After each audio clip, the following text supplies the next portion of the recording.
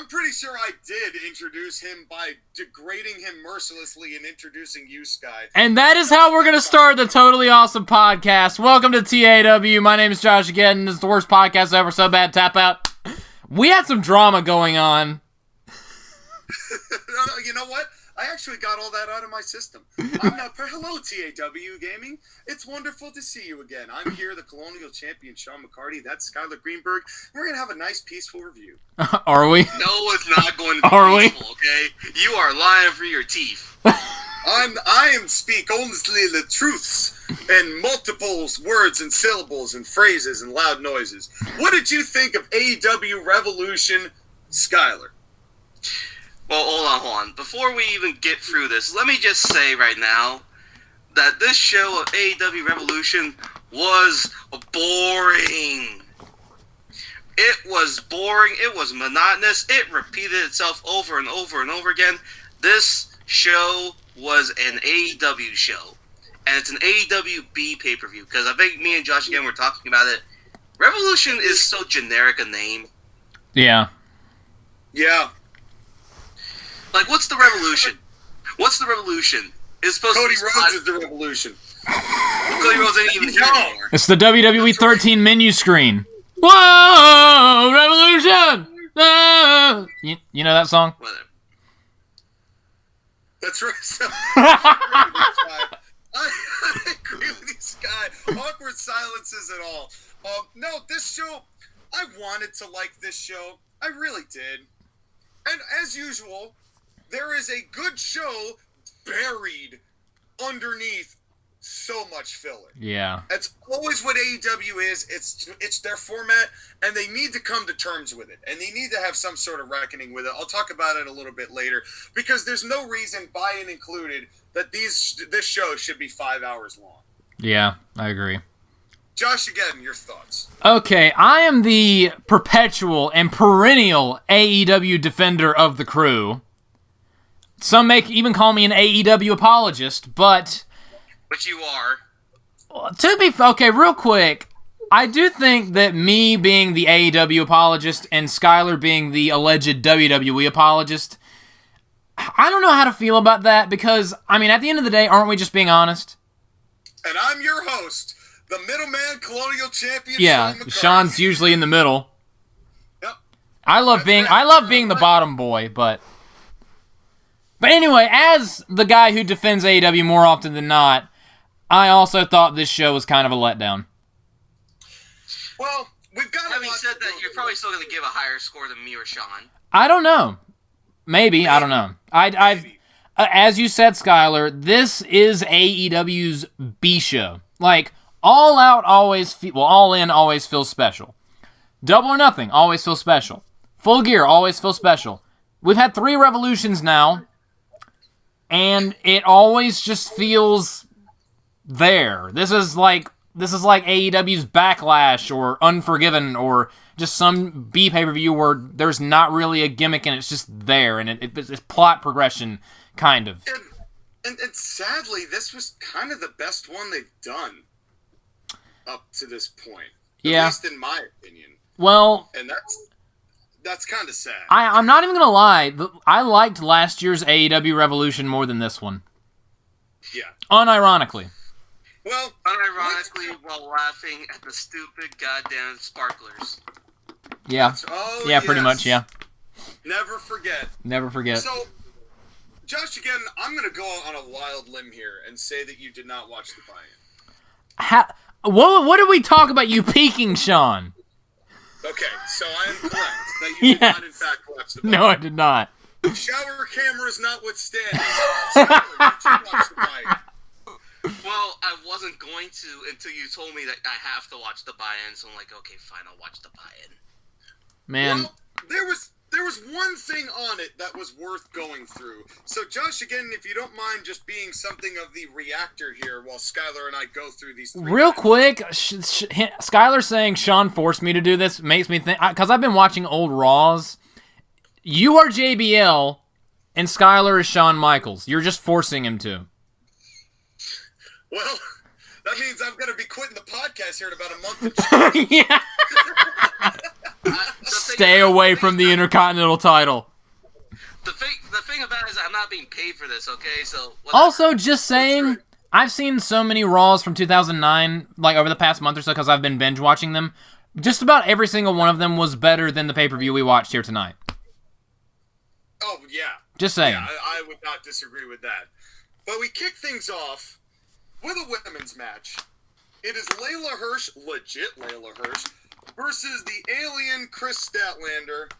Skyler, what were your thoughts on this matchup? Awkward. That's a really good word for it. That's a really good word for it. These two women, oh my god, they were so sloppy the entire match. They were doing moves that I don't think they knew how to do. And sometimes they would hit, and sometimes they would hit not. Yeah. Just, ooh. Yeah, this was definitely a clash of styles between two green women who have no chemistry. And did we get a collar and elbow tie-up in this matchup? I don't remember. No, we did not. Because why would we? Both of these women have potential, but I don't hate Layla Hirsch, but I did notice that if she's I like her like thunder thighs like appearance, but she could barely get her arm onto the top rope when she goes to hit the rope. Sean, you got John Laurinaitis. She could barely get up to the top. What? I got John Laurinaitis. Yes, you did on my end. No. Her arms can't even scratch my dick. That's what it sounded like. That was no. That happens every single show. Yeah. Yeah, Layla Hirsch does not know how to hit the ropes, but she doesn't know how to do a lot of things. Yeah, and it's honestly the thing that struck me the most about this is that these women need guidance. They need somebody to teach them how to structure a match. And this theme will continue with another women's match that happened later. Yes, absolutely, and I mentioned it then as well. The crowd did not know who to cheer or boo. This was a very odd dynamic. Chris Statlander coming out with the best friends. Thank God they just left afterwards. Isn't Layla Hirsch part of Dr. Britt Baker's group? No, she is separate. Because it's okay, Leva and Jamie Hayter. Oh, yeah, you're right. Well, God damn it, there's too many women on the show.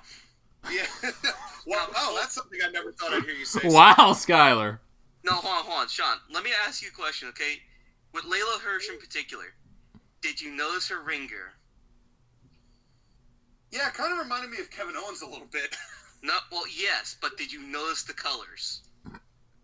I remember the white. That's all I remember. They were the colors of the Russian flag, if you look very closely. Oh, no. Oh, my cringe. That's By the way, a little cringe. Now, here's the thing. She was doing this gimmick of a Russian girl or something before what's going on in Russia and Ukraine, right? And I understand what they were doing, but the part of me is like, if they were doing the gimmick, stop doing it. Like, you can acknowledge your Russian past, but don't make it so overt. And here, I got a passage. I'm going to read this, okay? Go for it. This is from Layla Hirsch issuing a statement after the buy-in. I wanted to make something very clear. I stand with Ukraine 100%, and my heart breaks for its citizens who are suffering at the hands of Vladimir Putin. I was born in Russia. I came to the U.S. at 8 years old and became an American citizen. I cannot change my heritage any more than any other citizen can change theirs. The mere fact that I was born in Russia does not mean that I support this brutal dictator. Everyone who would even suggest such a thing is simply wrong, plain and simple. Okay. Now, here's the thing. I understand ring gear is expensive, and you have a choice from ring gear, and if you want to wear it, you want to wear it. This is one of those times where you don't fucking wear it. Yeah, like, you can say you're sorry all you want to, and all you need to do is just wear some other gear. I didn't even notice, because I was focusing on their shitty wrestling. Admittedly, like, I don't disagree with what you're saying, Sky. I just did not notice, so I just didn't really have a vested, like, I didn't get incensed. I did get incensed at their sloppy-ass hockey fight. But that's your favorite Sean spot. It's on every. That's on every show though. And it will continue to be every match. Yeah. One of the commentators, I think Excalibur, even said, "Oh, a hockey fight" during the show at one point. JR said hockey fight. Oh, that's worse. Yeah. No, it was a sloppy hockey fight. There was then there was a comeback by Chris Statlander, who's the baby face in this situation, quote unquote. And did you notice that Layla Hirsch was over anticipating the clothesline bumps? Yes. She was way too much in like, okay, I need to be in this spot for this position. Yeah, she was taking the bump before Statlander got to her chest. And it was very obvious. And then I don't know what, did you hear Layla Hirsch say fuck right into the middle of the camera? I did. No, here's the thing. This buy-in, because I selectively listened to the show, so a lot of it I didn't hear things because I was on mute because I was not going to listen to Excalibur. I don't blame you. Although honestly, he was on his best behavior tonight. It was not the worst. No, Sean. I have many assertions and asides about that comment. I'm not saying that he was good. I'm just saying that it was his best behavior. That is depressing. No, and here's the thing. In order to keep up with what was happening, I read it with closed captions. Oh, I'm sorry. Layla Hirsch on screen, closed captions says, fuck in all caps. Well, I mean, I heard that part because I was listening because I wanted to listen to Taz. Yeah, because Taz was great. Did you notice in the, then we get to this Apron Ronda bump. Skyler, do you want to explain what happened here? I'm scared. Okay, hold on. Are we talking about the Ronda bump or like the attempt to try and do a tombstone on the apron? Oh, no. It was it was like to get into tombstone and then they didn't actually do the tombstone. Yeah. Basically what happens is that Layla Hirsch gets picked up by Chris Statlander to attempt the tombstone, and then Chris Statlander just drops Layla Hirsch because she couldn't pick her up. And then Layla Hirsch, in order to make up for it, takes advantage and does like this weird-ass Hurricane Rana spot, which looks very slow. I don't know what happened. Either Chris Statlander didn't know how to take the bump because her back landed basically right on Layla's legs, or Layla didn't know how to fuck off and get out of Chris Statlander's way to take that bump. I don't know whose fault it was. Might have been both. It was both, because Chris Statlander, I think what they were trying to do was that they were trying to do the tombstone into the Hurricane Rana. Right. Which, if that's the case, that is a very dangerous spot for two green women to do. And also, not a move to be doing on the first match of the buy-in. I heard the words Tombstone Piledriver and immediately lost interest because we had like 800 of them on the show tonight. Oh, that's not the only move that would be killed on this evening. There was quite a lot. Now, real quick, I will say my aside about these two. I'm over Chris Statlander a little bit. I mean, I thought she was decent at first, but I just don't care. Layla Hirsch, I still really like because I think she's very young and she can throw a mean German suplex, and I think that she has a lot of potential. But like you said, she needs guidance. They both do. At least there wasn't a boop this time. There was no booping. No booping. So in 2022, the best thing we can say about wrestling is there was no booping. No, but there was a makeout. We'll get to that. We'll get to that because there were two of them. And it was great. And Sean, my water almost came out of my nose. I'm hoping that AEW turns Ring of Honor into a developmental and sends half of the fucking roster over there. Yeah. Well, Tony's now booking Ring of Honor, so... Of course he is. Is he? Yeah. Okay, hold on. So he's gonna book... shows this guy's booking now. Let's add another gram of cocaine to the list. Hold on. Let me get this straight, okay? So, we got Dynamite. We have Dark. We have Elevation. We have Ring of Honor. We have the football team in England and the football team in America. Yep.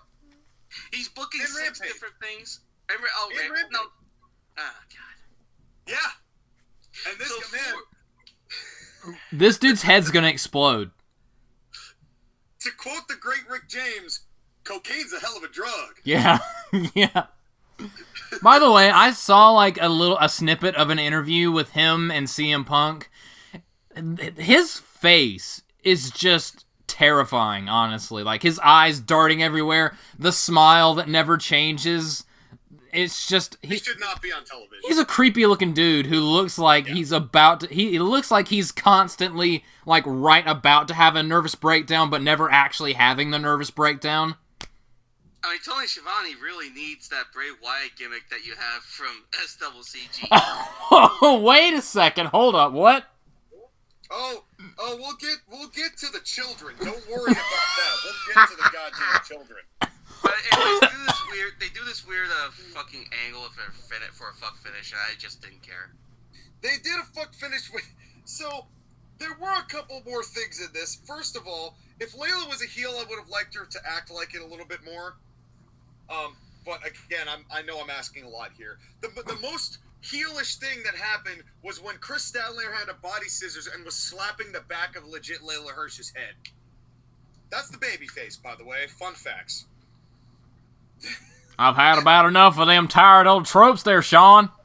No. That guy isn't even here anymore. Shut the fuck up. I know. But his spirit remains, his essence. Then they do this really cool reverse electric chair. That should have been the finish, and of course it wasn't. And but then then we get this heel finish with the turnbuckle. We just have a random turnbuckle just laying underneath the ring that she used to win. It didn't go long. It wasn't too long, but it really could have used some structure. It wasn't the worst thing on the show, but it certainly wasn't the best. But this might do it. Because this might be the best thing on the show. Up next, it's QT Marshall versus Hook. Okay. Hook is quickly becoming one of my favorites in AEW. Not even gonna lie. They're doing good things by this kid. Probably because Taz has a lot to do with it and is not going to let Hook just get destroyed by Tony's booking. Yeah. This match was short. This match had a story. QT Marshall, this is probably the best QT Marshall match I've ever seen just because he got beat to shit very quickly, but he got heel heat. This was just a display of what Hook is able to do. It was structured well. The only issue I had with it is that it was a quick tap. It was a little too quick a tap. It was almost like he tapped before he got the hold on. But other than that, this was a great piece of business. We got like half a collar and elbow tie-up because QT Marshall went for it, but Hook picked the leg anyway, picked the leg and then started doing some technical stuff. But this was entertaining. This was exciting. It got the crowd into it. The crowd is in love with Hook. Oh, yeah. He needs better ring gear, though. Hook looks like a very poor kid who has to wear these just really, really dirty boxing shorts. Yeah, I mean... I'm not gonna lie, I kind of dig it, honestly. If it wasn't puke green... yeah, maybe just a bad choice on this particular night. Because he had, like, these turquoise ones that were cool. But this was not the best color. Especially because he's already kind of bronzed. If he wore any other color, it would have been fine. Just he wore puke green boxing shorts. I love his hair. That is the only complaint that we have about an AEW match. I love his hair. Color trunks. I can't get over his hair. Yeah, his hair is amazing. Thank you, Skyler. Thank you, Skyler. Layla Hirsch and Chris Statlander are awkward AF. Hook is anything but. He looks natural when he's wrestling. Oh, yeah. He looks very smooth. He's very much developing because he's an amateur wrestler. He was wrestling in college. He has that shooter background, so he can really rely on that. He looks like, unlike a lot of people in AEW and by extension WWE, he looks serious. Like he's here to fuck someone up and win. They're taking their time with Hook. They're not hot-shotting the way that Tony Khan hot-shots literally everybody else. And I love the slow burn we're getting. Keep it up, AEW. This is one of those few things where you're like, you're on track with something. Please do not fuck this up. The only thing I would say is that he's 22 years old. I would say wait a year or two before you're really going to do anything with him. Because as good as Hook is, he's still very small. He needs to bulk out a little bit more. And right now we're seeing basically, they're going on a little bit longer than Goldberg matches, but we're not seeing 20-minute classics with Hook, probably for a reason. And that's good. Because perception is everything. And speaking of things that look dumb as fuck, we get to our final buy-in match. It's the House of Black, Buddy Murphy, Aleister Black, and King Flabberblab against Pac, Penta, and Eric Redbeard. Skyler, what'd you think about this match? On a show with so many six-man tags, why would this one need to be here? Yeah, you know what? I would add on top of that and say I would have substituted any of the other six-man tags on this show for this six-man tag and have been more satisfied. Of all the six-man matches we saw over the course of this night, this was probably my favorite. I still feel like that's not exactly high praise, though. It's not. It's not because again, they went 17 minutes. Jesus Christ! Why would you go so long on a buy-in / pre-show match? Like, here's the thing. Layla Hirsch and Chris Statlander went 10 minutes, which is but it's 10 minutes. It's not terrible. Hook and QT only went 5 minutes, and because it was so short, it was great. These guys went forever. AEW. I'm really tired of Penta. He's the person who changes his name or changes his look the most without actually changing anything about how he wrestles, and it's annoying as hell. AEW. Yeah, he was Penta Oscuro this time, or as I call them, Penta Obscuro, because nobody knows what the fuck he's talking about. AEW. As the one who loves you. No, not every match needs to be 13 years long. No, that's Penta specifically coming up with that stuff. It's Penta. It's Penta being like, I want to change my name every other day. Yeah. The House of Black is literally the Wyatt family, but they evolved from sheep to deer. Accurate. That's literally it. It's the stag party that forgot to pay the electric bill. Because everything is just, lights are out, lights come back on, deer, lights come out, lights come back on, deer in the headlights. Then they take the masks off and all that jazz. Alex Abrahantes got his very best. He looked like his mom got him the Darth Maul outfit from Dollar Tree. He so wanted to dress up like Darth Maul. It literally was, but it's like we have Darth Maul at home, and there it was. Yeah.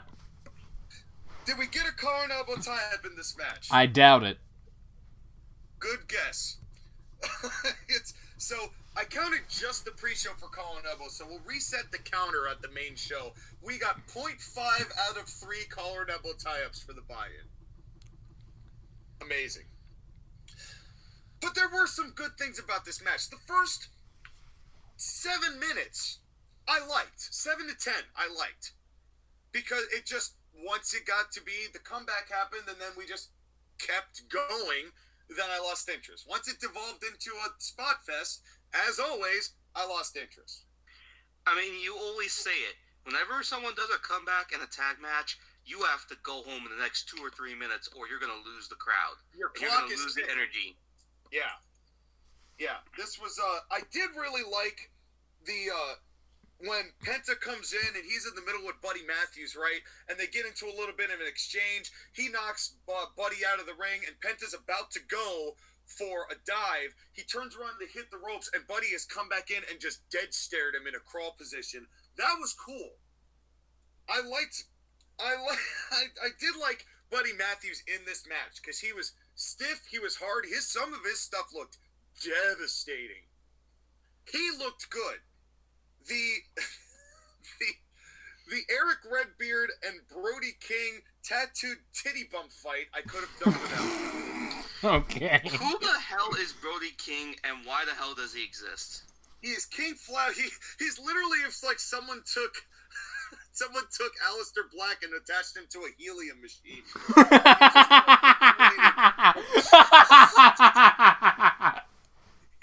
The only thing is he ain't floating.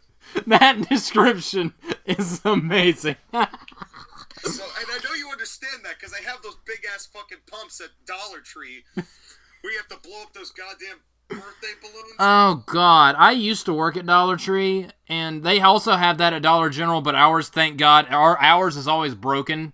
So I always get a kick out of telling customers we have no helium and laughing at them when they get disappointed. Yeah. And speaking of being disappointed, I feel like the one person I feel bad for is Pac, because Pac actually looks in shape and just like, you're so much better than this. You don't need to be involved in this type of match. Why has AEW done nothing with this man? AEW has done literally nothing with Pac. I think, and this is starting to become a thing I've noticed, everyone who leaves WWE and comes to AEW, unless you are of a certain level, you're not going to get what you want, and you're going to be booked in miscellaneous feuds or storylines that don't mean anything. Well, I think that's part of it, but I also think in Pac's case, him not being able to come because of COVID during those first couple of years really derailed his momentum. So not having him around for a while and then coming back made him really less significant when he did come back. But even beyond that, though, Pac is not an interesting promo. He's a great in-ring, but he does not have a promo to save his life. Yeah. And I remember, and I wish Alex Abrahantes was able to actually do something for that, but this, they call it the Death Triangle because everything they're involved in is the stench of grisly death. And the referee distraction, they did some distractions, should have gotten the heat, and but nobody knows what the House of Black is supposed to be. It's kind of like the Dark Order. Yeah. It's kind of like the Dark Order and the Wyatt family came together and with zero backstory. And I mean, there's a backstory if you watch Dynamite, but again, the backstory came during a feud with Cody Rhodes, so... Yeah. Yeah. And then we get a pre-show destroyer, because of course we do. There was a destroyer on the pre-show? Yeah. God. Of course. Fucking damn it. Of course there was. And then... Did you see the blind slingshot tag botch? Well, yes, but describe it.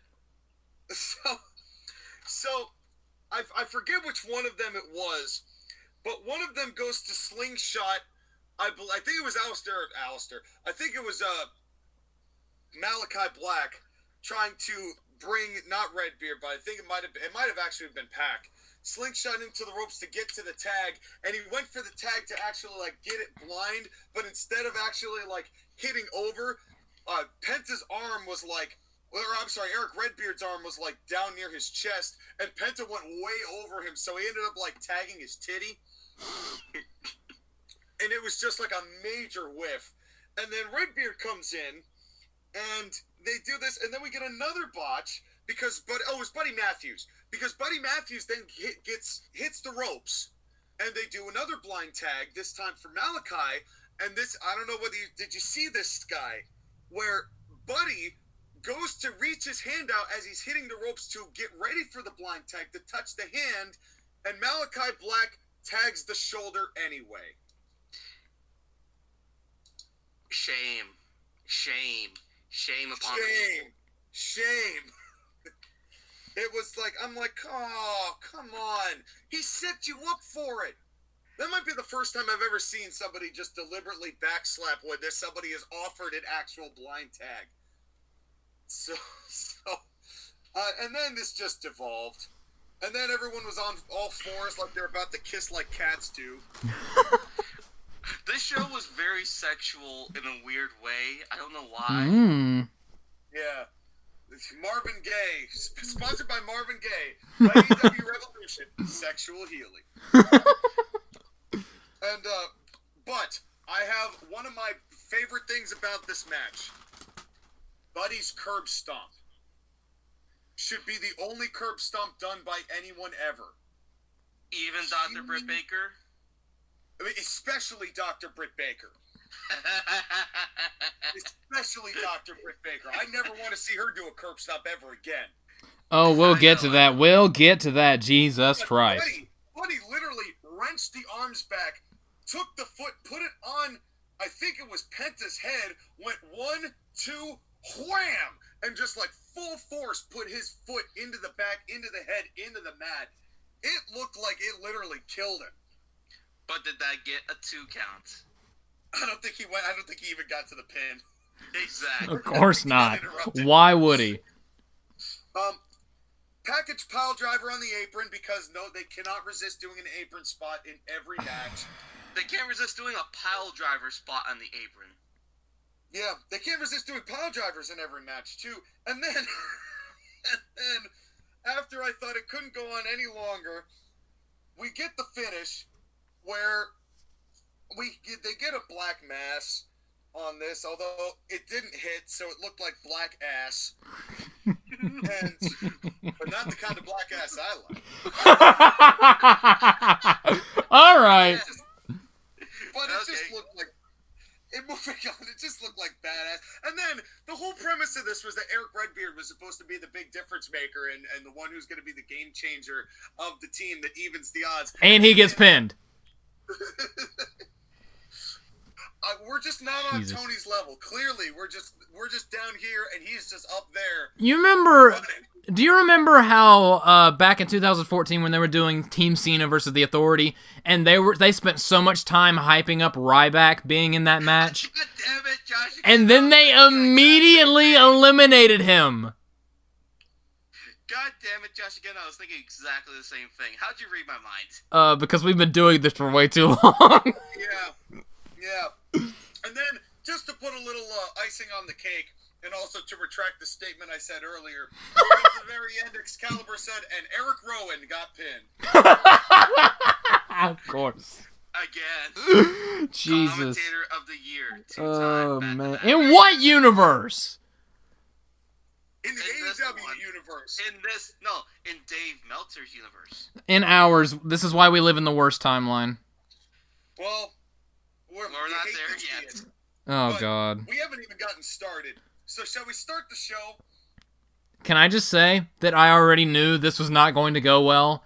10 seconds into the show, JR's like, "It's Saturday night, you know what that means?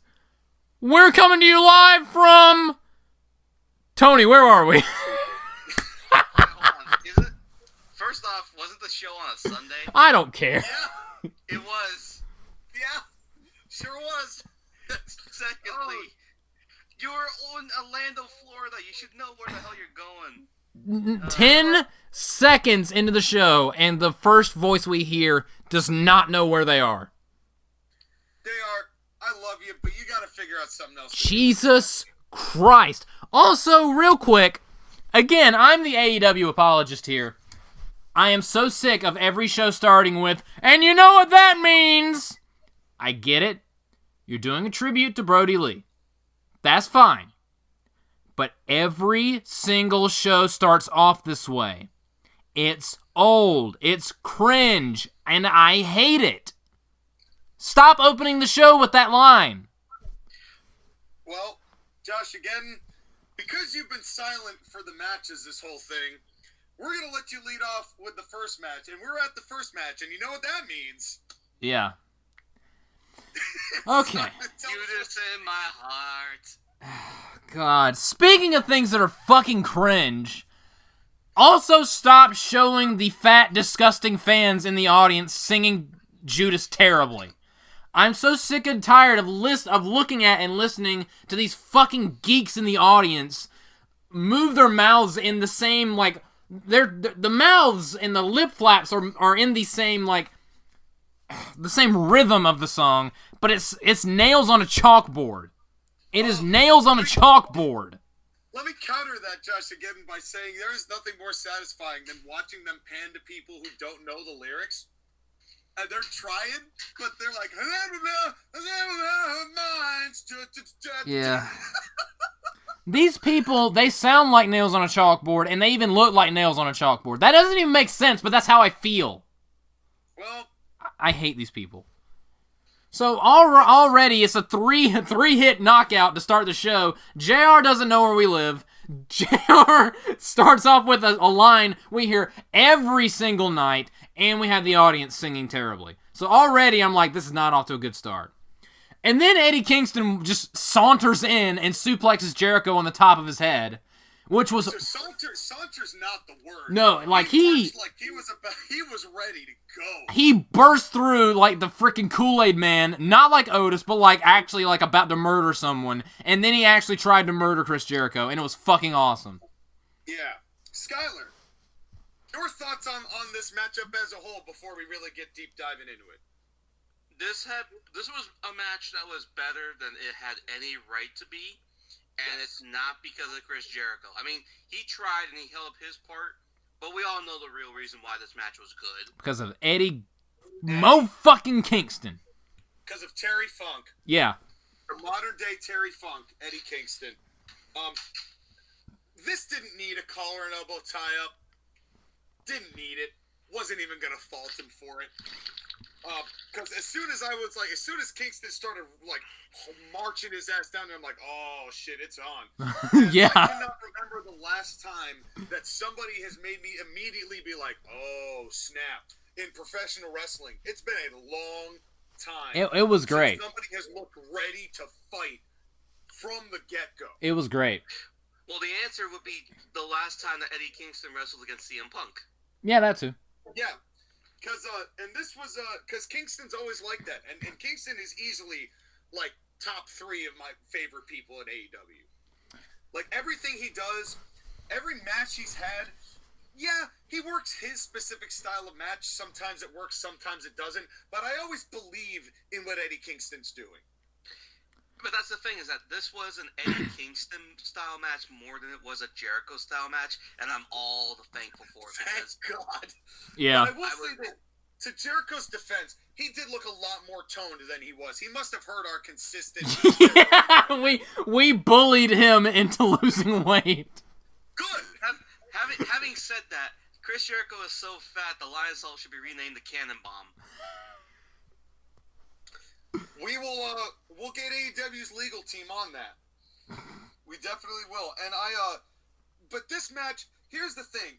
The first 60 seconds of this match I loved. The last 60 seconds of this match I loved. The middle was okay. It never matched the tone of the beginning and end. Let me just say, one of my favorite moments of this match didn't even involve Jericho or Eddie Kingston. I'm starting to really love Aubrey Edwards. Did you notice, like, someone had someone in a rest hold, and Aubrey Edwards' shoe got untied? And she was simultaneously asking them, do you want to give up, while tying her shoe without even looking at her shoe. And it was so fast. And it was hilarious, but I just was like, referee of the fucking year right there. Again, she's the best referee that AEW has. She's the best referee in wrestling right now. No. She won me over. She won me over with the no look. I'm gonna tie my shoe and still pay attention to what's going on in the ring. I'm sorry, but you cannot take Charles Robinson when he runs to the ring and he's flapping his arms like he's about to fly like a chicken. Well, when the companies don't bury their referees, I like them. Unfortunately, the booking half the time buries the referees, both Charles Robinson and Aubrey. Yeah. So thankfully that didn't happen here. They do a chop, back and forth. Chris Jericho sells Kingston chops. Kingston doesn't. Brilliant. Loves that. And by the way, that apron suplex, like when Eddie Kingston suplexed Jericho off the apron, that looked brutal, and the sound it made, that was more brutal than any other hardcore spot or bump we saw for the rest of the night. Yep. It's only too bad that we saw 3 other apron spots by this point. Well, I didn't, because I didn't watch the fucking buy-in. Well, yeah, 2 of them happened in one match, which is that 6-man. But then Kingston straps goes down and the cheers go up. Yeah. This guy is over. Oh, yeah. The only thing about this match is that I would have kept the straps up. Yeah, I was about to say. Yeah. There's the reason Kingston does not wrestle shirtless. Yeah. And it works. That physique works for him, right? Because he's the mechanic down the street who will kick the teetotal shit out of you if you say something cross, right? That works for him. But there's a reason that he covers most of that up. And I thought he did a really good job selling his eye injury during the match as well. Yes. Yes. Between all of his stagger sells, and my only problem is that Eddie Kingston looked like he's actually punching Jericho. Jericho's strikes were slow and ineffective. Yeah.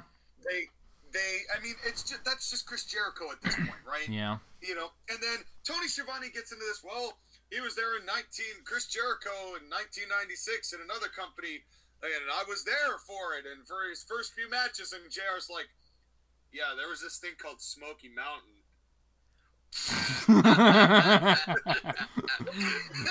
The first instance of JR not giving a shit anymore. And he just let it go, you know. I don't think he went any further than that, but I caught that, JR. I caught that you just suddenly shit on Tony Schiavone. I got it. Now, I will say there were two things in this match I didn't particularly care for. One, I don't need Jericho arguing and shoving a referee in every match that he's in. True. And I also don't need the turnbuckle being removed the first match of the night.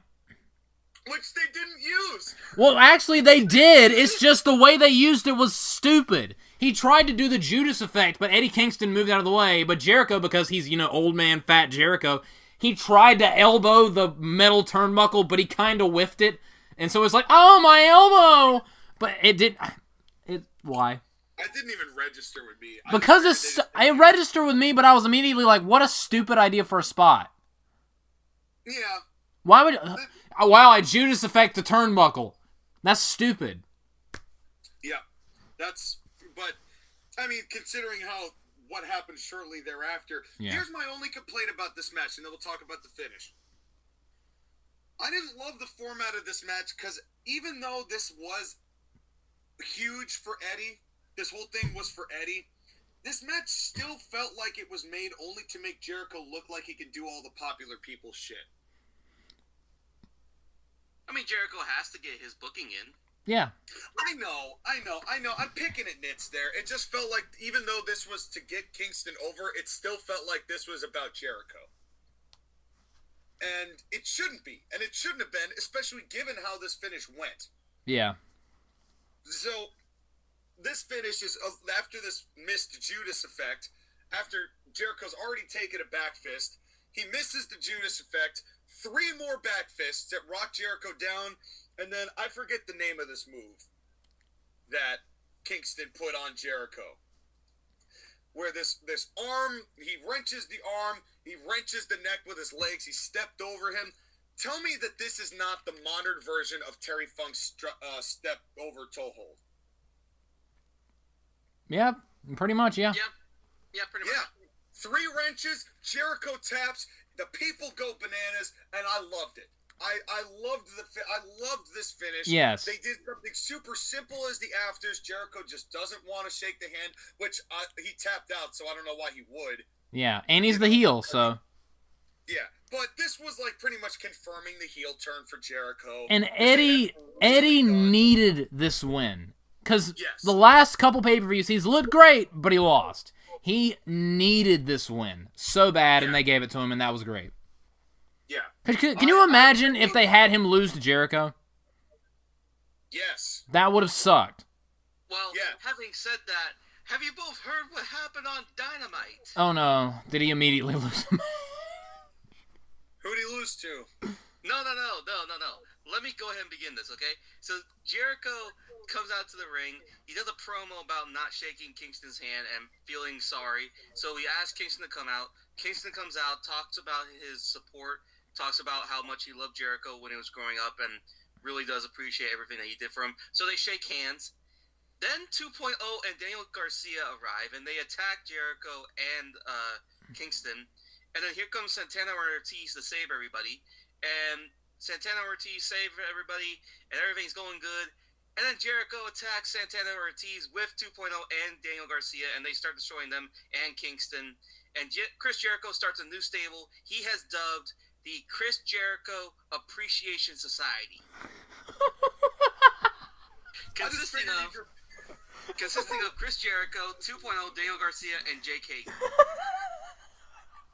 They should have just called this the Outer Circle, because these are all people that are on the periphery of this company that mean absolutely nothing. I have one word. What? By the way, do you want to know what how they finished this angle? They put Eddie Kingston through a table because But because they have to. We'll have plenty of tables on this show. Don't you worry about that. Oh yeah. Now on Dynamite. But now here's the thing.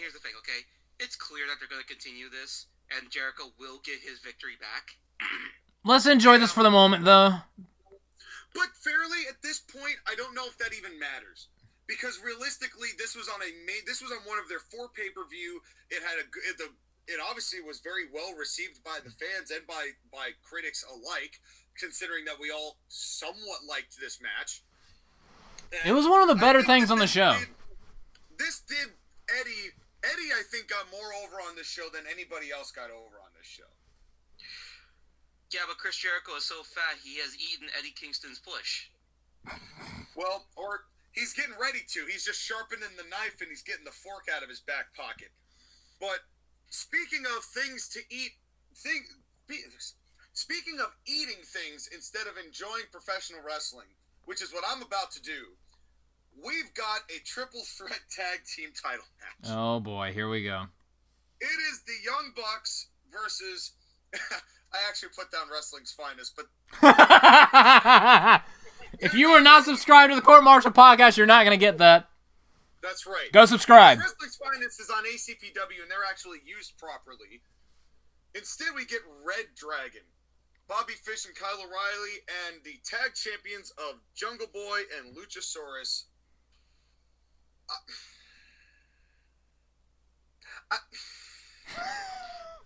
We'll get through this together, Sean. Who do you want to go first? Both of you at the same time. Okay, on 3, Skyler. 1, 2, 3. I enjoyed this match. It was just a little long. That went so well. That was amazing. What if there was like, this was okay, and the other one, ass. Ass! No, this, Okay. Let me be more specific, okay? Because Cody Rhodes has fucked off to Entertainment Land, supposedly, and Kenny Omega is currently on the shelf, the Young Bucks and Adam Cole currently have the most annoying when it comes to self-booking. Yeah. Well, at least the way that they structure their matches. No.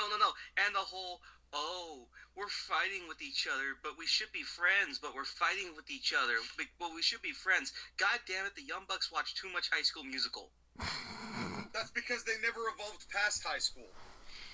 Why is it that every single time the Young Bucks storyline revolves around, I want to be friends with you, but I also want to beat you because I want to win the titles, but I want to be friends with you, but you hurt my feelings, and everything goes on. It's just,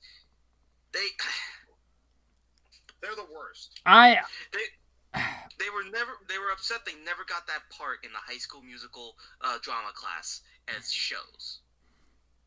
Not gonna lie, I kind of enjoyed the story until they started fighting each other. If they kept this just the 4 heels against the 2 baby faces and Young Bucks and Redragon, they kind of hinted at them breaking up and fighting each other, but the baby faces just overcame the odds. That would have been better.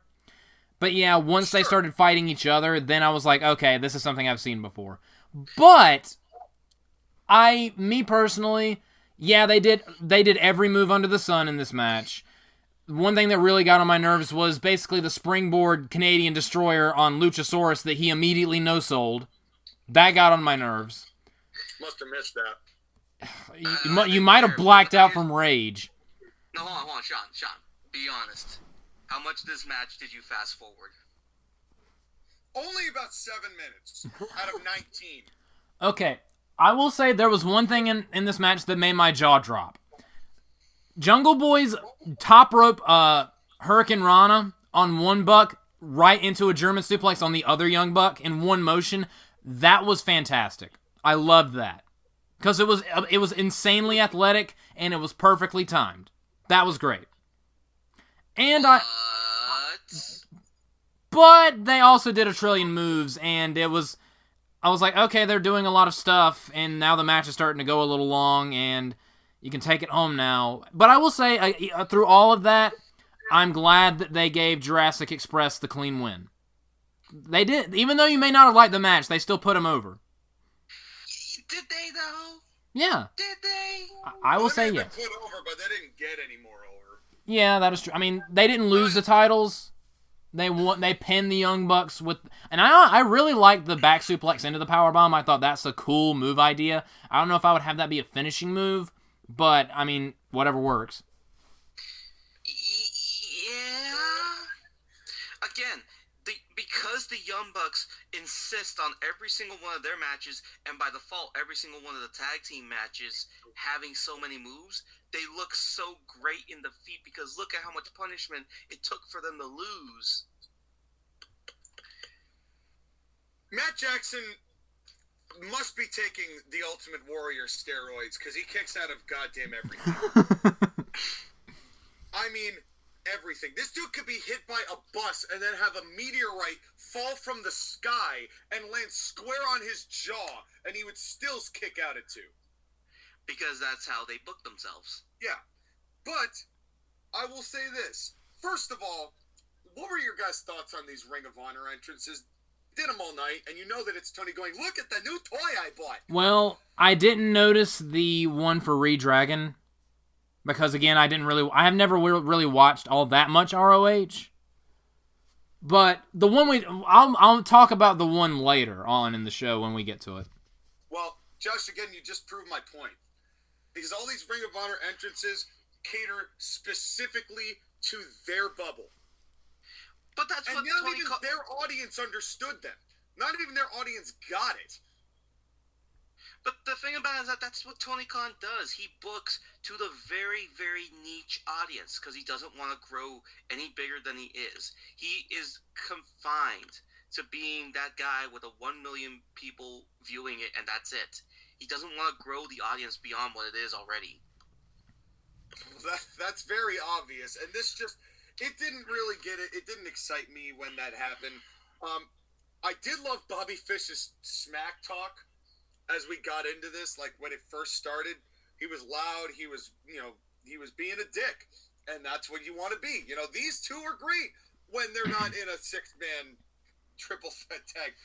Did we get a collar and elbow tie-up in this match? What do you think? We didn't. Yes, we did. Wait, we did? I must have blotted it out of my mind. Boy and Kyle O'Reilly. Oh, the Young Bucks weren't involved. That's why. Yep. So I know the surprise. We got one in here, and everything about this match was great. And then the Young Bucks tagged in.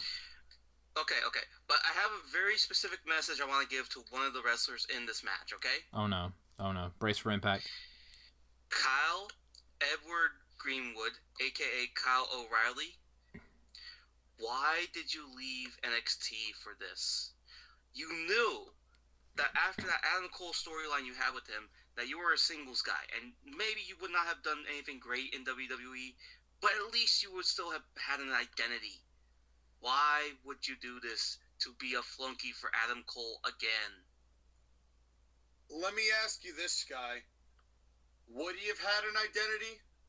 When NXT got completely reshaped and redone, he gets called up to the main roster and then gets put on the C shows to be toured around. He would have been Mustafa Ali.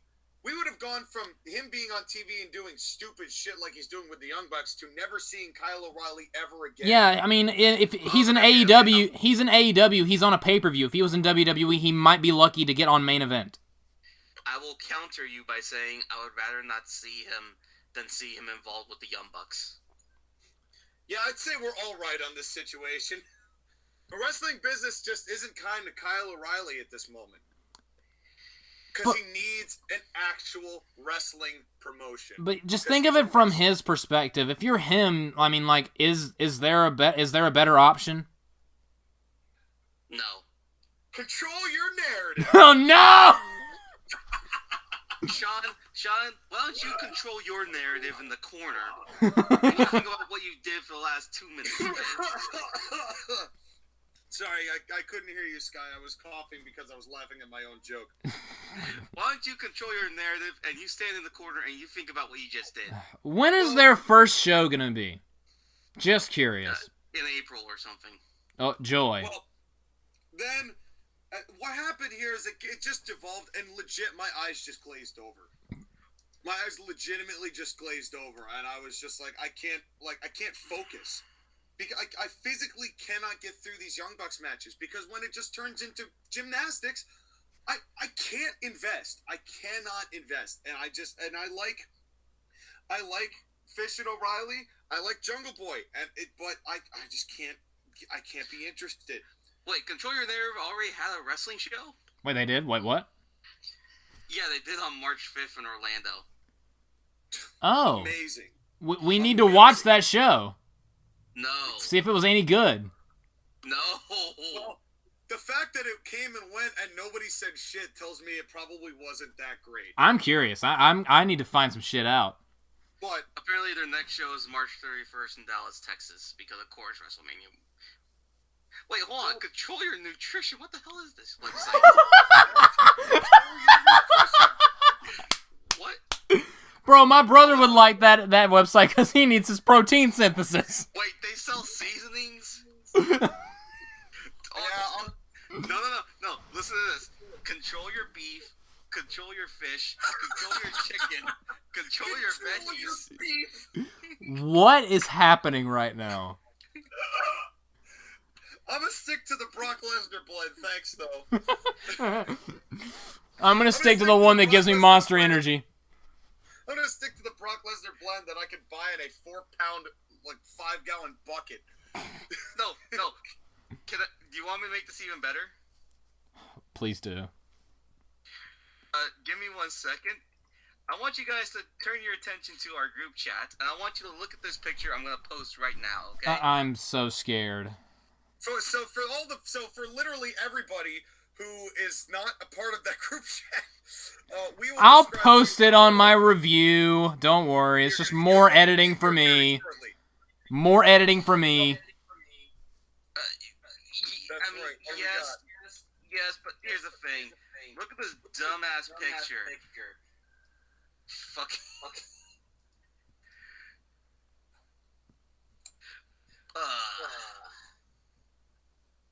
Oh no. Look at this dumbass picture of EC.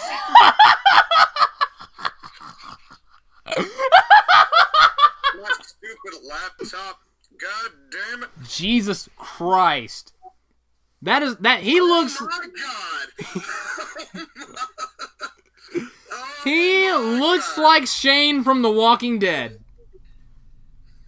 He looks like Shane from The Walking fucking Dead. He looks like he's holding a shower cap head. Like a molten shower head.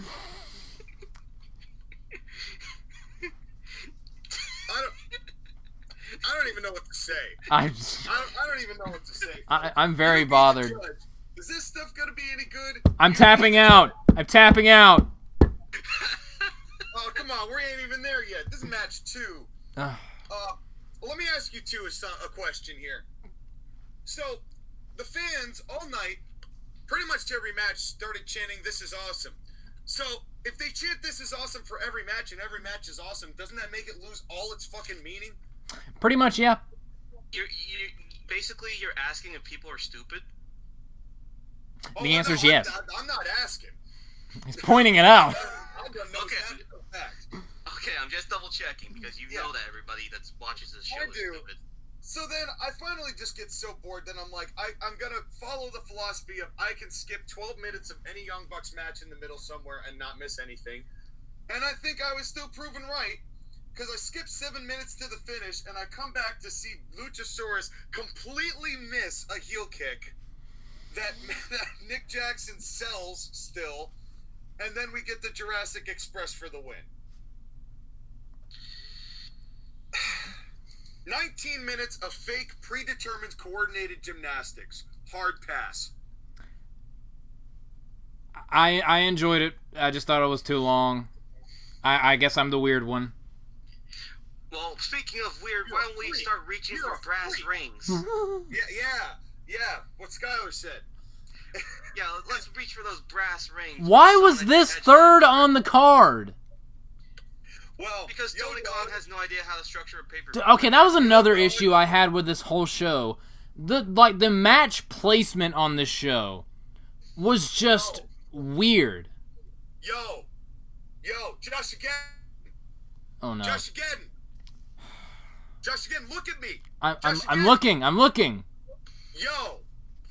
Yes, you already said. Skyler. God, he's doing a thing. Skyler. He's doing a thing. What? Yo. He wasn't on this show. I just. Sean McCaster, would you stop? I would just never forget that. That was Sean, you should stop trying to do your damn rapper gimmick and focus on reviewing this show, please. Don't quit your day job. Yo, Doug. I heard you like 6-man matches, so I got a 6-man match to go after your 6-man match. Genius. I think Sean has actually lost it. I think he's cracked and he's gone insane. No, he's just smoked a little bit too much weed. Anyways, the face of the Revolution ladder match. Not nearly enough. Why was this third? This should have, like, I don't know. Well, technically, it's sixth. A giant ladder match should either start a show, be in the middle, or be the end of the show. Not just third match. Sixth if you're counting the buy-in. It's just, it's weird placement. Where do I start with this? Let me start with this, okay? Go for it. Why don't you list out the participants first? So it's the face of the Revolution ladder match for our future AEW TNT Championship match. What does that even mean? Huh? What does that even mean, face of the Revolution? Because you'll win a chance at the AEW TNT Championship and be the face of TNT. Anyways, Wardlow versus Christian Cage versus Keith Lee versus Orange Cassidy versus Powerhouse Will Hobbs and Ricky Starks. And the first thing I wrote on my notes is, this is gonna suck. First thing I wrote on this match was, this match did wonders for Scorpio Sky. Remember when he won this brass ring last year? Yeah. And it did nothing for a year until after this show when he actually won a belt? Sean, it's even worse than that. He won the match last year, did nothing, and then Wardlow won this match for the TNT title, and the next Wednesday, Scorpio Sky wins the TNT title. Which was what they had to do, but this is some 4D chess type shit. What? Tony Khan's ahead of the game. He predetermines his shit. Does he? Yes. Well, Sonic still wants to know AEW's location. Yeah. It's Orlando. There's a reason why this pay-per-view wasn't in April. Well, hold on. Is Sonic the Hedgehog Jim Ross now? I was going to say, maybe that's why Jim Ross didn't want to disclose the location. And then if he took it before the match started, there'd be no gimmick. Yeah. Okay, now I want to see Tony Schiavone wearing Sonic the Hedgehog costume. See Excalibur have two big-ass tails on the back of his mask? Yeah. Does that make Jim Ross Eggman? Just have Tony Schiavone wear that Sonic the Hedgehog mask and breathing behind Jim Ross. Tell me where the ring is. Tell me where the ring Jesus is. Christ. Sonic, please. Get away from me. Either give me the ring or your barbecue sauce. Why? Everything that we're saying is funnier than everything that Orange Cassidy did in this match. The second that he placates Keith Lee, Will Hobbs, and Wardlow, I was done. I didn't care. We got to back up here first. Why would you put your three biggest dudes, pretty much, two of whom you're really trying to push, and the third is a valuable commodity you just got? Why would you put all three of these guys in a gimmick ladder match? How is that going to help any of them? Because beef on beef on beef, hoss on hoss on hoss. Because he was trying to control his beef, Sean. No. Give the people what they want, because all they want to see is big man bumping. Well, this was... Again, the people are stupid. The people are stupid. The booker is stupid. Justin Glitchbot doing from whenever and wherever is stupid. Although I will say... More stupid than Ron Stupid. I will say there were two moments of Orange Cassidy that I must begrudgingly admit made me laugh. The play kicks were not one of them. That made me want to snap him in half. When he rolls into the ring and just keeps rolling and keeps rolling and keeps rolling all the way out as the bell rings and just stands there, and everyone just kind of looks around like, what was that? I don't know what that did. That just tickled me. I don't know why. I hate the dude, but I don't know why. That just made me laugh. But then we did the play kicks. At least they were out of the way early. And then the rest of this ladder match was boring. Yeah. It just... Keith Lee, jumping over two dudes was cool.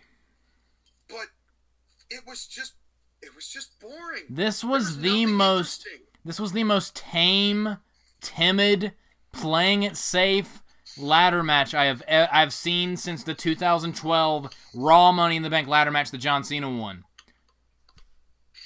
I think the overriding issue is that there's no story in this match, because nobody besides Wardlow had a storyline that would help them if they had won the match. There were barely any spots in this match.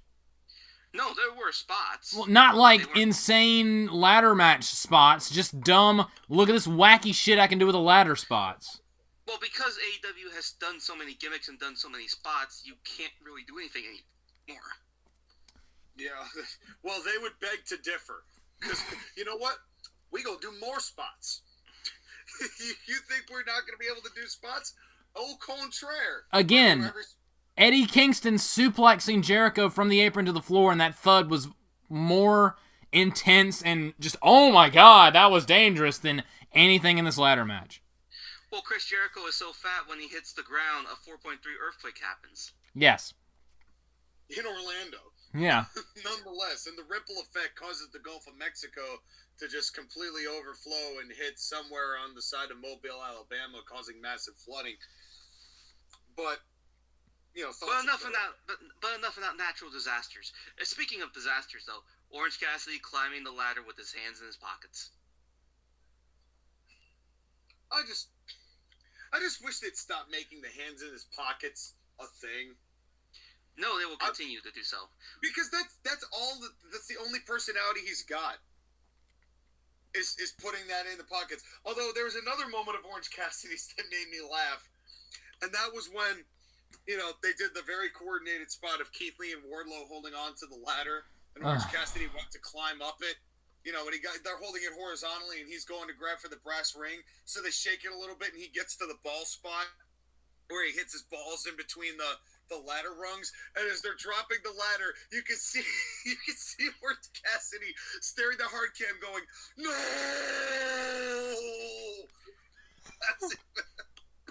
As it fell down again. I don't like the dude, but he just cracked me up in this match a couple times. Sean, you are weak. You're weak-minded. So you are falling for the joke. No, well, trust me.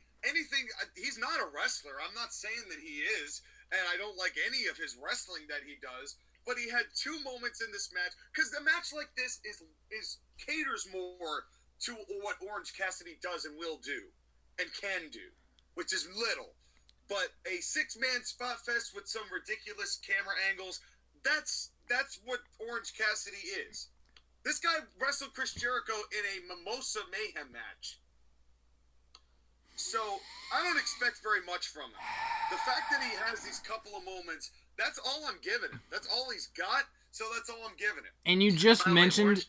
go ahead, Orange Skyler. Cassidy, by the way, was the only wrestler on this entire show to actually suffer an injury. Yeah, because Keith Lee launched him into space, and no one caught him. I believe the correct term for that is yeeted. Yeah, he yeeted him out of the ring. They were supposed to catch him, but I think Keith Lee threw him a little too far. Yep, and he overshot it and his shoulder got injured. Yeah. By the way, was it true that Danhausen was in this match? Yes, and that was one thing that Okay. What is Danhausen, first of all? Well, what is it? Because I don't get it.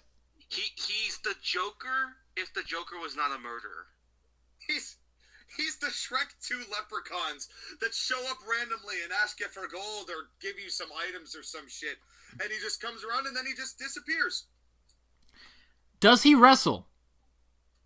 He can. Haven't seen it yet.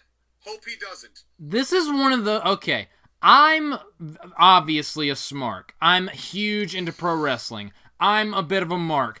But I'm not that into it that super indie cornball shit like Danhausen makes me pop. This is where I'm like, okay, this is officially too indie for me.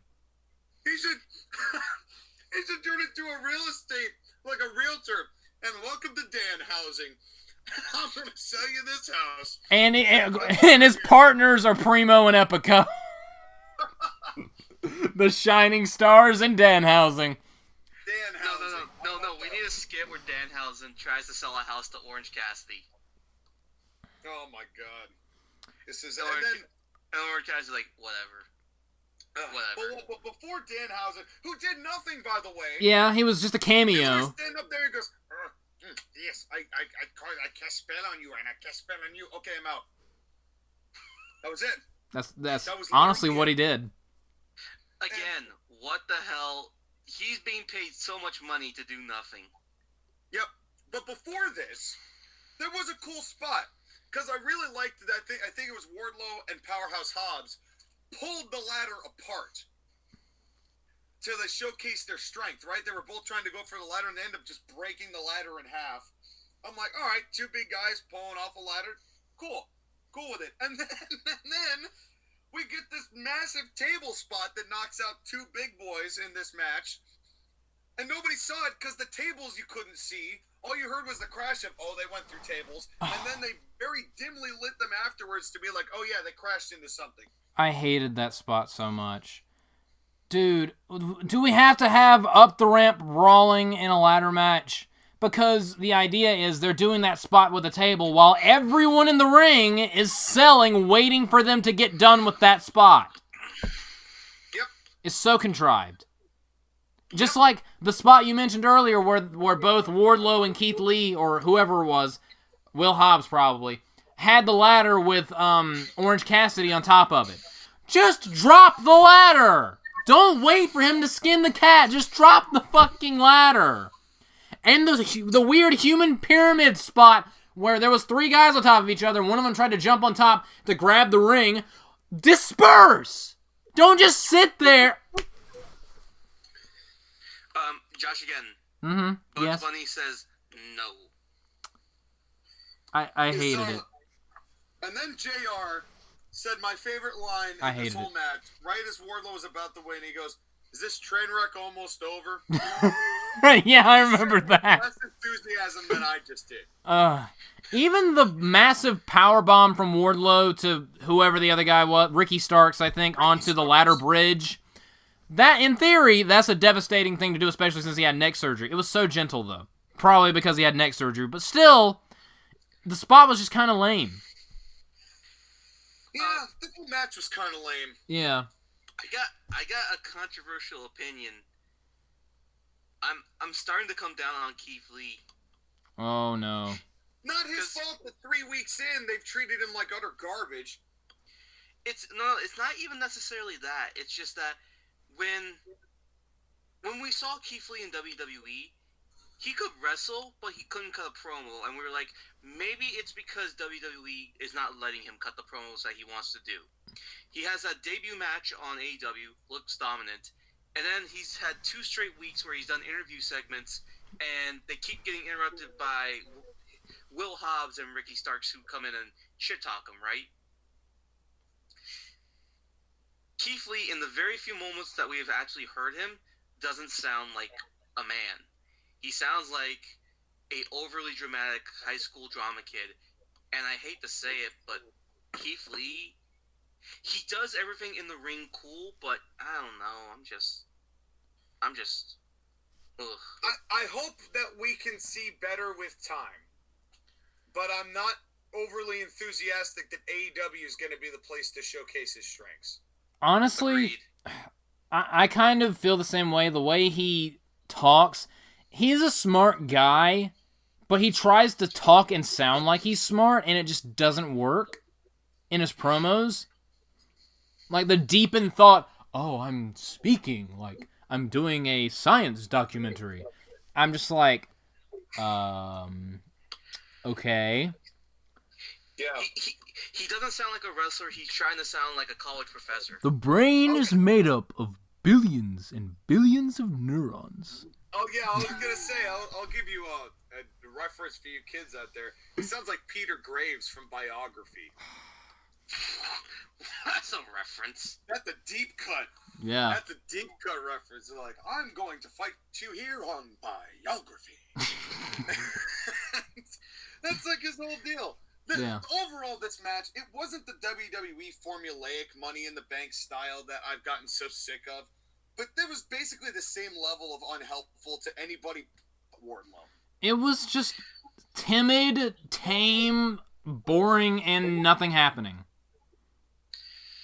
This was, at this point, from everything we've seen thus far, this is my least favorite thing on the show at this point. By the way, I'll mention the Dynamite stuff that happened later because we need to get to the next match and then we'll talk about stuff. Because it involved a wrestler within this match. Well, maybe we needed to change stuff up. Or maybe we needed to get a swerve. Sean. Yeah, kill shots here. Sean, go back to the corner, please. By the way, we didn't mention, by the way, that Don Callis was on the pre-show. Oh, actually, while we're talking about that, I got a note to make about this. Callis himself gets heat. Got no problem with his overly dramatic recounting of whatever he's saying. Nothing wrong with it. Totally respect it. But what the hell is Tony Schiavone supposed to do while he's still in the ring letting Don Callis talk? He literally sat there like he was a kid waiting for church to get out. He looked so bored. He looked so uninterested. I'm like, my God. This show needs some hoes. So we got the host title. It's Jane Cargill versus Ty Conti. And, oh man. Why is -1 still happening? Because the man's father died and we're going to milk every single little bit of sorrow and pain and suffering so we can look good. This is a PR bullshit thing. I can't wait till Bray Wyatt joins AEW. Brody Lee's going to turn into the next Eddie Guerrero, isn't he? He already is. Oh, so it's funny you mentioned Eddie Guerrero when we're talking about this match, Sean. I could feel the blood vessels in your head thickening during this match. I know. This, favorite part of this match was that Kingfish, that big-ass black dude who just shredding on the guitar. Yes, he was awesome. That dude was awesome. Dude. It's like, you, sir, are killing it. And I also loved that, like, Jade was clearly dressed as Jade from Mortal Kombat, and Excalibur was like, she's actually Jade, she's actually from Mortal Kombat. And JR was like, yeah, I don't care. I wanted to slap him when he said that. It's like, we know, X. Please stop. No, it's not even necessarily that we know. It's just like, we don't care. Yeah. It wasn't the only video game reference of the night. Trust me, we'll get to that. Yeah. This match starts with a big old sloppy kiss. Oh, yeah. It's better than a coloring elbow tie-up, but that's only because I'm thirsty. It was a tonsil and Sean. It was a tonsil and lip lockup. Okay. It is at this point that I will fully admit I was jealous of Jade Cargill because Ty Conti is fine, but not when she has like fucking shit on her face. What was that war paint? That was speaking of Mortal Kombat. That's because she was backstage with Reptile. It looks like a spider. It looked like someone smashed a spider on her forehead. yeah. No, wasn't that a finisher? It looked like the old Nickelodeon logo, but green. Yeah. Then this match was just structureless.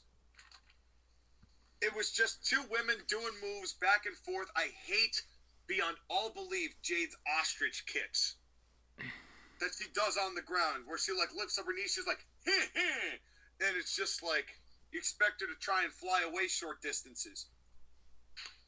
I didn't think it was funny when she kicked the shit out of Ty Conti's partner right into the table. That was funny. Anna J, whatever her name is, I don't really care. It was funny. Yeah, it was just... And then this match just kept going. Who is the baby face here?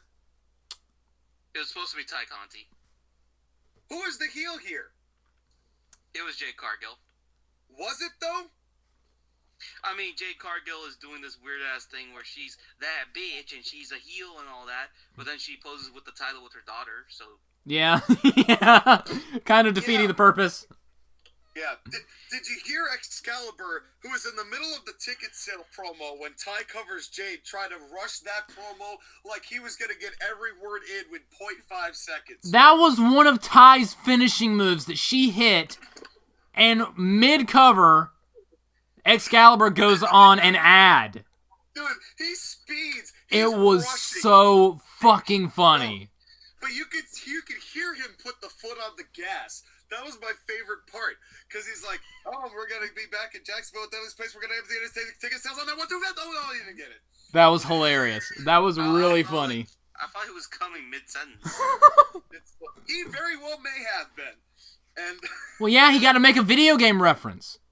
Of course, well, then we get the flog spat.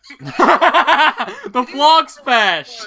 That's what I felt like this was. This match was beating me down into submission. The frog splash it doesn't fit Jade. It doesn't fit her moveset. It doesn't fit her style. Like, at all. And then JR, oh, just like Eddie Guerrero, huh? Again, JR is the voice of the people. And by the people, I mean the smart people. Hey, Sean, did you know that Eddie Guerrero did the frog splash? And did you know that Eddie Guerrero's dead? And he was a good wrestler and man at one time that did the frog splash. Did you know that? It has been 17 motherfucking years. Let it the fuck go. They never will. They never will. My God.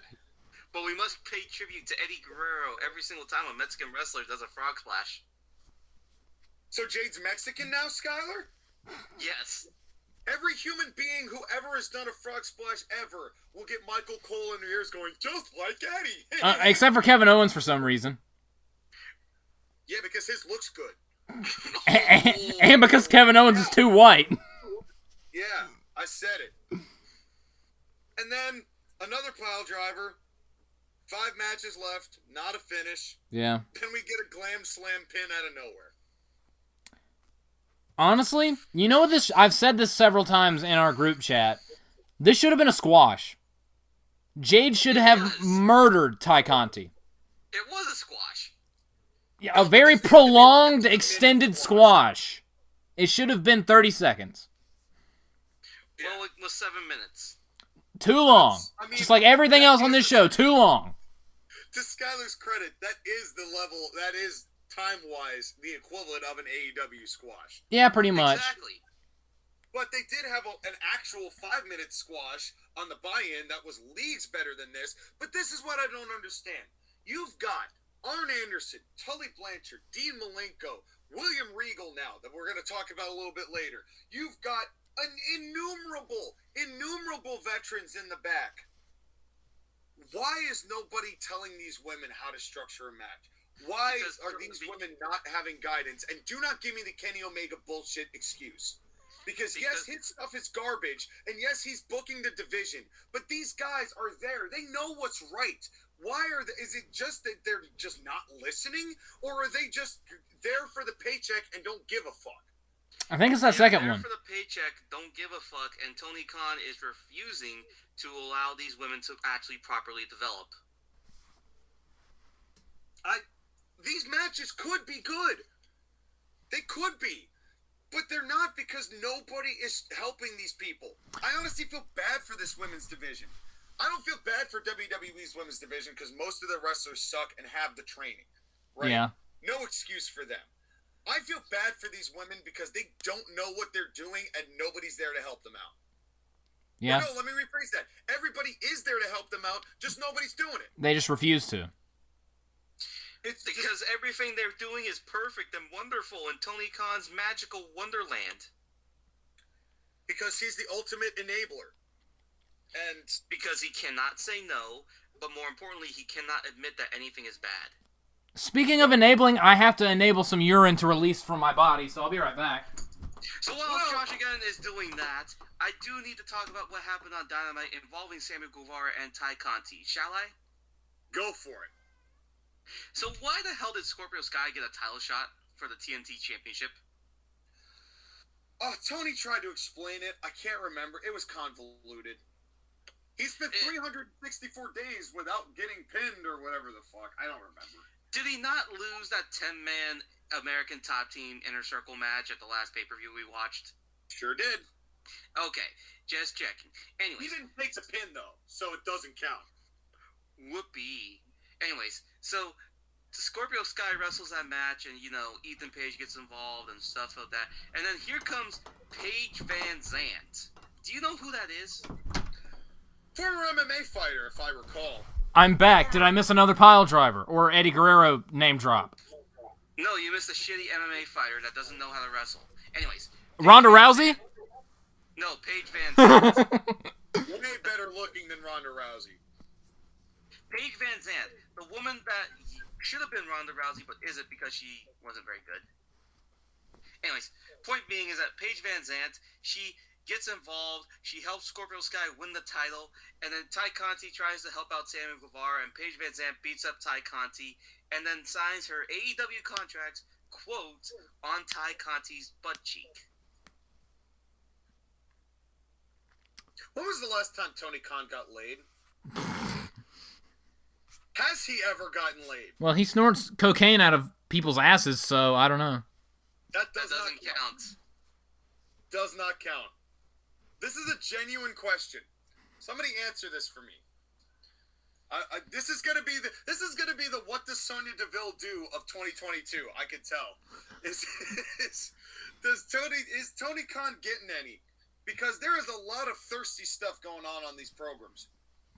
Yeah. And really, I'm not knocking being thirsty. I'm not knocking wanting a little bit. But this screams of what Vince Russo did in the Attitude Era.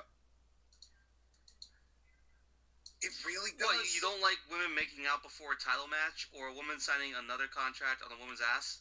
No, it's not. I didn't say I didn't like it. I'm just saying that this is very reminiscent of somebody who is getting out all of their sexual fantasies out in their booking, which is not the place for it. Go get laid like regular people. 69 me, Kenny! Oh my god, I forgot about that. I totally forgot about that. Yeah, well, Tony was confused during the first couple of years of AEW. You know, that's really what that is. And obviously Kenny's got his own sissy slap fight deal going on. So, Again, Tony Khan is the worst booker. He is worst booker of the year. I don't care. I don't care. I don't care. Uncle Dave disagrees, Skyler. Well, Uncle Dave must also be trying to get it up because he clearly must have been thirsty after that match. well, maybe Dave Meltzer, maybe the problem with these guys, maybe Dave is just so obsessed with watching his Young Bucks matches, and he's listening to all this commentary and thinking, man, this is really, Tony's doing something magical here, but he's not seeing the light, he's not seeing reality. And maybe he needs to just move to a different kind of reality. Maybe he needs to listen instead to something more practical than Excalibur's bullshit move game and JR not knowing what day it is and Tony Schiavone thinking it's Memorial Day. he needs real music. He needs music to his ears that doesn't involve super kicks. Wouldn't you agree, gentlemen? We're now at 1:29 in the video, and I'm thinking to myself, I'm going to have to do so much more editing in this video than I thought I was going to have to. And the best thing you can do while you're editing those videos, when you don't have to listen to our excruciating audio, is to get that iPod in, get that Spotify loaded up, and listen to a new era in entertainment which has arrived. AB Productions, CT, is proud to drag you out of the superficial monotony and overproduced, oversimplified modern musical mud pit with two industry-busting artists slowly taking the world by storm.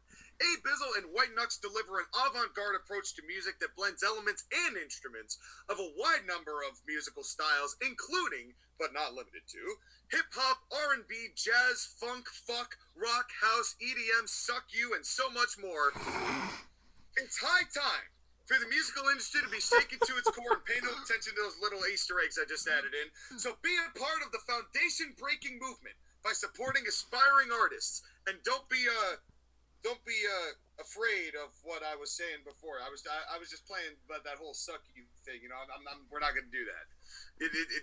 That's not our thing. You know, but we don't suck, and you don't suck, and you'll suck even less when you listen to AB Productions CT. And right now, you can catch the latest release, The Wax Apocalypse, a 32-track album that took 2 years to come together. A saga of a lifetime awaits your eager ears. Look for A Bizzle, spelled ABIZZLE,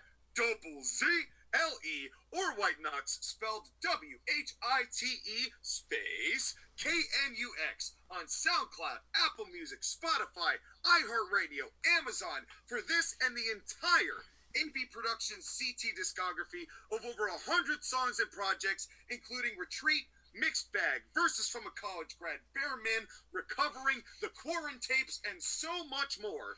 All just a short click away. The links are in the description. Come join the entertainment revolution with AB Productions CT. Were you trying to fertilize those Easter eggs, Sean? So our next match, because it's not Easter yet, because we still got a few weeks for that.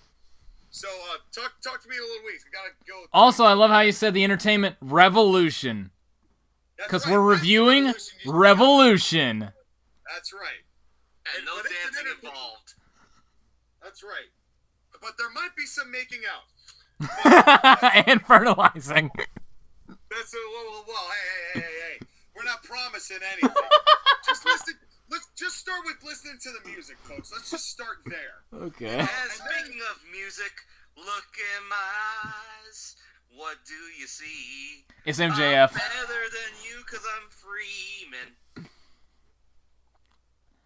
You had me, then you lost me. Get over there. Get in the corner. Think about what I just said. Come back here. We got a good match to talk about. Well, Okay, I will say, speaking of that, MJF doing that just to cut away to his theme, him coming out, that killed me. I fucking died. Well, I was wounded. Okay. Here's the thing. Hashtag bad formatting. Ooh. Now, you can easily disagree with me on this, and I would completely understand why. So much so that even Jim Cornette disagrees with me on this. So, I'm not saying that I know what I'm talking about, but hear me out here. So, they play Cult of Personality, and then MJF walks up to his own music. So let me ask you this. Did they say anywhere that he paid off the production crew to play Punk's theme before his? Or the production crew also heels? Yes. Yes to both of them. My problem here is that unless MJF is controlling the production truck, or they say, oh, he must have bribed one of the guys on the take to play Punk's music first, this is another one of those entertainment things that Vince created, that Tony Khan thinks is just a part of professional wrestling, and it's not. I mean, and by the way, just doing a different entrance theme isn't mind games. Okay? It's not. It's just entertainment sizzle. And that's all this was. And I understand it did get the booze, it did get the heat. I understand that. But the purist in me is like, this is more entertainment stuff. That's not wrestling. I understand why it was done, but it's like Michael Cole just saying like, oh, they're staring down. It must be mind games. It didn't do it. It just did not do it for me. And I understand it was cool for, if that's the kind of thing you like, I'm all for it. But it just didn't do it for me. Okay, when you put it that way, I get it, and I think that what you're saying does make sense. Me personally, I just thought it was funny, so it worked for me. It's not mind games to CM Punk, because CM Punk is not going to get thrown off by that. That's more so, we're going to mess with the fans and troll them a little bit, which MJF gimmick is basically that he is a big, rich troll. But you can't say anything because he's better than you. Then justify that. Have somebody on commentary say, oh, well, MJF has got unlimited payroll. He must have gone out and bribed one of the production truck people. Say that then. That would require JR to have a decent memory, Tony Schiavone to, say something, and Excalibur to be actually, good. To be a different human being. Or to not exist, not be there. You're basically requesting that one of the pieces of commentary be competent, and unfortunately none of them are. Yeah. Yeah, I know you're right. It's just, it was one of those things where it's like, it just took a little bit away from me. And then Punk's Ring of Honor entrance comes in, and hardly anybody understood it. As cool as the song was, I liked the song, but I didn't get it. I didn't get it. Right. I'm not gonna lie, yeah. I never really watched much ROH, but I got it. No, that's the thing, is that I never listened to this song, so to me, I didn't get it. Well, I figured that was when I didn't recognize the song either, but I was like, that's probably his old ROH song. And I mean, it didn't matter because Punk's so goddamn over that everybody just still started chanting CM Punk, and it didn't make a bit of difference. But it was just like, this whole entrances thing, it just didn't hit. Okay. Now, let's skip the entrances for a second, okay? What did you guys think of the match in general, before we dive into it? May I go first? Sure. Please. I loved the first half of it, and then they kind of lost me, and then the finish was okay. Sean? Why don't you go next? I love this match until a certain point, and you two and the people out there know what I like and what I don't like about wrestling. Oh, yeah. You can probably guess what point I lost this match. Well, it's probably the same time that I knew things were going downhill, because this definitely had a peak, and it wasn't anywhere near the finish. Yeah. Unfortunately. The welts on the back were brutal. Punk's juice was intense. It was a fight. It looked like a struggle. MJF is a goddamn professional. Yep. 2 times. The first time was when CM Punk got bloodied the first time. Did you notice he was facing away from the hard cam? So MJF, who starts striking him with the chain, realizes that Punk is facing away from the hard cam and turns him around to make sure everybody can see that Punk got the juice. Because MJF knows what the hell he's doing. He's got such awareness. It's honestly amazing, the awareness that this guy has. Although I did kind of think, was it a little too much juice too early? I mean, they could have saved it for a bit later, but I'm not going to get mad at Juice. Yeah. No, I wasn't mad at Juice. I just thought it was quick for Juice. But then they made up for it by having Punk get Juice way later. So I think they made up for it. I wish they would do more with the pass-out count when they're doing submissions. AEW does it, WWE does not.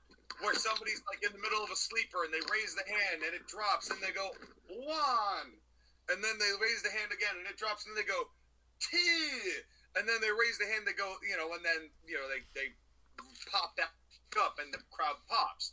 They don't do that in WWE anymore. They do it, but very seldomly. Yeah, what they do now is just I'm gonna mess with your arm for a second, and if your arm doesn't move, then you're gone, and we need to end the match, which isn't as dramatic. It feels more real, but it's not as dramatic.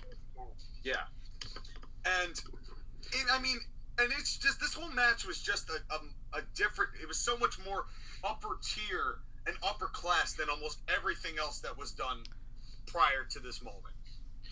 At least the first half of it was. Doing and taking it seriously. Yeah. The first half of it was. My thing was, okay, I loved everything about this match until at a point they just kept going. And then the thumbtacks came out and I was like, thumbtacks do not bother me. I know that's the part that Skyler hated. Thumbtacks do not bother me. My thing is 2022. Literally the last pay-per-view AEW had, they had thumbtacks, or the one before that. Yep. It's not like, oh my gosh, why would you have... Well, actually, they had it in not just the pay-per-view before, but the pay-per-view before and the one before that. So the last 2 AEW pay-per-views had thumbtacks. It's like the announce table spot in WWE. It gets old. It gets old. It's not that, oh, that's gruesome, you shouldn't do that in wrestling, that's just too much. Me, it's like, I've seen this before. Well, we're getting ahead of ourselves here a little bit. Let's backtrack for a second, because then MJF gets the juice, and this was where I thought was... he took a sweet-ass time getting the juice. I think he had a little trouble with it, because he hasn't done it very often. But MJF immediately gets up, turns around on the apron to make sure everybody sees that he's got juice. This guy has got such awareness of his surroundings. It's incredible. Then... #bad formatting. CM Punk, by the way, it's one thing to have one babyface do the 10 count punches. It's another thing for 6 baby faces to do 10 count punches all night. You know what? You're right. That's ridiculous. And then this one was the worst one because the camera angle was on MJF so that Punk's face were raining down, so if he didn't hit him immediately square on the head, it looked fake. Yep, that is also true. It was a terrible camera angle. Absolutely horrible camera angle for that. Then we get an apron tombstone. Yep. Our first of 3 tombstones on the show. I'm like, can we not do this on the apron? Can we not do anything on the apron? Like, ever? I would have been fine with it if this was the only apron spot all night. Yeah. God, if this was the only tombstone pile driver of the night. No, if this was the only pile driver and the only apron spot they did all night, then this would have been perfect. But Tony Khan has no balls, so everybody did everything that they ever wanted to do ever. And then we get the tax. And I love JR as they're about to pour the tax out, he's like, it ain't gonna be marshmallows. Yeah. I don't know, Jungle Boy was eating them like marshmallows. Yeah. Yeah. Well, but I have to agree with JoshAgeddon here. I'd be fine with this if they only did tax once every 3 years. Yeah. But it's not professional wrestling. Agree to disagree. Agree to disagree. It is freak show torture porn. Well, this is what I ask about this. Here's why I think tax are kind of stupid contextually. Anywhere else other than professional wrestling do you have the need for or have the presentation therein to have a satchel of thumbtacks? Not boxing, not MMA, not any other type of fighting. Forget sports, guy. Forget sports. Give me a practical use anywhere. Except for a fucking thumbtack factory. Give me one place that a satchel of thumbtacks is needed. An office. In a satchel? When have you ever seen a satchel of thumbtacks? You get them in the little plastic... I'm looking at one. Right now, you get them in the little plastic containers. You get about 100 of them. And They used to be $1. I don't know what they are now, but you never get them in a Crown Royal bag. Actually, you're right. It's the weird velvet bag. Why does it have to be the weird velvet bag? Yeah, it doesn't make any sense. It's like there's no practical use. It's like, and this honestly got me thinking, and I'm gonna give a little teaser, folks, for you Core Martial podcast listeners out there. At some point, maybe this year, I am going to in ACPW justify thumbtacks. Oh. I'm gonna find a way to do it.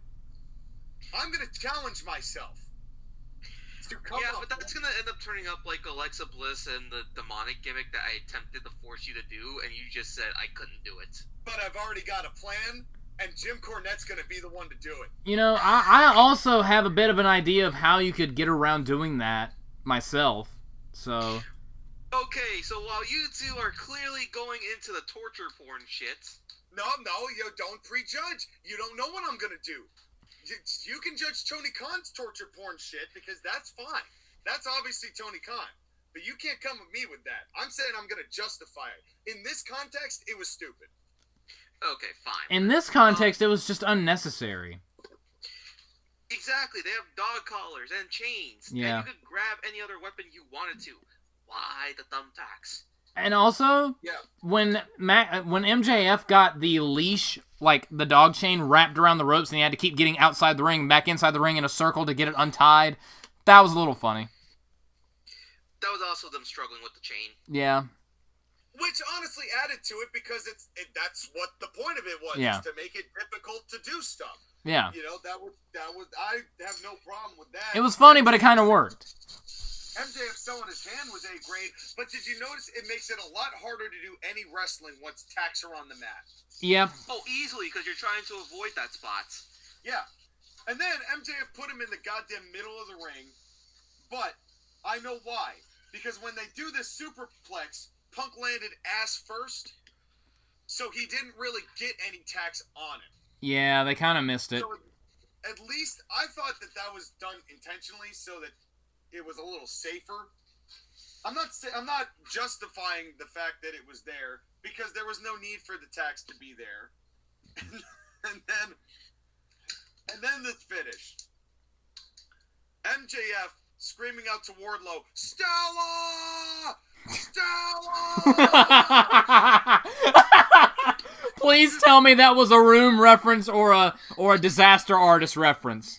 Correct. Yes! Oh my God, Sean, I love you. And then, you know, they get the Wardlow comes down. He's looking for the ring. The camera angle misses him looking for the ring. And then the commentators have to spell it out. Yep. And then he's like, really Excalibur. Yeah. He's like, I guess I lost it. And then MJF turns around. Punk hits the GTS. MJF takes his bump on the tacks. Okay. I get it. At least that tack bump was okay. You know, it wasn't too over the top. It makes sense why it would happen because MJF is just selling, so I get it. I didn't hate that. But then the face turn from Wardlow when he's like, "Oh, my bad. I did have it. Here you go, Punk. I'm gonna leave." And the crowd went ballistic. We were just talking the other day how we don't see proper face turns anymore. Yep. This was one of them, and it worked like a charm. Yes, and I 100% agree. If only there were no tacks and you cut off maybe like 5 minutes of this match. Well, we haven't even gotten the full finish yet. Yeah, because then Punk looks down and MJF looks up at him and spits in his face. Punk's like, okay, takes the ring, pow, with the big diamond ring. Down he goes, 1, 2, 3. And MJF has an out because Wardlow didn't come to help him, so he can now move on to that feud and doesn't get any on him. He doesn't get any hurt any less or more for this loss. Punk still got momentum, so he can now do something more meaningful. This is still, even with this match having its faults, this is still the best feud that AEW has ever done. Agreed. And it organically led to a new feud for MJF to do while CM Punk can do something else. Because Wardlow gets the chance to cut a promo on Dynamite, and in the promo he says that MJF mistreated him, and he's had enough of it. He wants to be his own man. He is Wardlow, and he's going to do his own success regardless of what Maxwell thinks. So he's going to win the TNT Championship, which he won the number one contendership for in this pay-per-view. So, and I actually think that there's a lot of direction to take that. I don't trust Tony that he won't overcomplicate it. Oh, you know he is. I know he's gonna. You know, where I'm too afraid of Vince McMahon dumbing things down to toddler levels, I'm more afraid of Tony Khan trying to, making justifications that make your head spin. At least when they teased it like 2 years ago, this Wardlow MJF thing, they held off on it because they knew Wardlow wasn't ready yet. Yeah. Thank now God. He's a bit more ready. Yeah. And MJF will probably get a lot of mileage and make Wardlow look very good going forward, because they clearly have big plans for Wardlow, to the fact that he could really become a major star for AEW if they play their cards right. But I have a question for you. Wardlow was employed by MJF, not AEW, right? Kayfabe-wise, yes. So does Wardlow now have a contract from Tony Khan? Don't ask these kinds of questions, Sky. That's looking too deep into it. You will not get answers. You will no. It took us so long. It took us so long to figure out what Sonya Deville did. I know, yeah. Yeah, for real. It took a year and a half for those of us, and then the answer we got was official. Yes. So, also, real quick, I just want to point out something. We basically have been saying this is not a very good show for the past hour and a half. Just because, for those of you listening, because I know that there are some people that are super pro WWE and super anti WWE and super pro AEW and super anti AEW. This is honestly like what it is like to give an honest, objective opinion. We're not just trying to bury a show. We're not just trying to make our side win. We're being honest. We give things credit, we give things props, like they just gave this match props, and honestly, the two of them probably liked this match more than I did, because I thought the CM Punk MJF match was kind of eh. I liked the finish, I liked the first little bit, and then they kind of lost me. I thought it was eh. These two just gave AEW props, so just saying, it is possible to have different opinions on a kind of show without turning into a raving lunatic trying to protect your tribalistic tribe. Just saying. What? But politics, Josh, again. Yeah. Politics. But the politics. Oh, I'm sorry. AEW is the best company, and Skyler, you're wrong for liking WWE. Is that what I was supposed to say? Well, okay, sure. And I'll respond by saying, you cuck bitch. and speaking of bitches. Wait, hold on. We're not there yet. We're not moving on to the next match, although I was thinking about it. What does CM Punk do now? I think he goes for the world title. Me too. He's got to. Before the whole MJF thing started, he said he wanted the world title. And considering how the fans kind of soured a little bit on Hangman at the end of that match, I think they could make something happen with that. And honestly, they need to end this Hangman title reign. They need to. Yeah. Which we'll get to in a second. Also, there was one more interesting thing in that post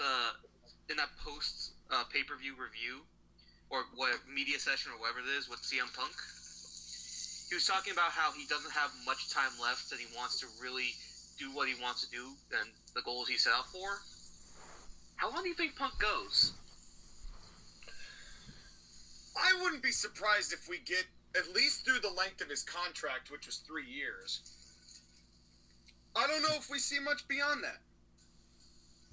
I don't think he needs to do much beyond that. Because, kind of the same thing is like you don't want to spoil the bloom on the flower the way that Edge has kind of started to spoil the bloom on the flower. Just comparatively speaking. I mean, that wasn't even necessarily his fault because he had to get into a feud with The Miz because Punk mentioned him on AEW television. Yeah, but the stuff that he's been doing with AJ is... Yeah, but yeah, see, exactly my point. So I'm sure that Punk doesn't want to overstay his welcome in that respect. You know, and it's not that people wouldn't love him regardless. It's just that he doesn't, you know, I don't think he wants to do that. You know, so we'll see. I think he runs through his contract, but beyond that, who knows? Now, we've got ourselves a women's title match.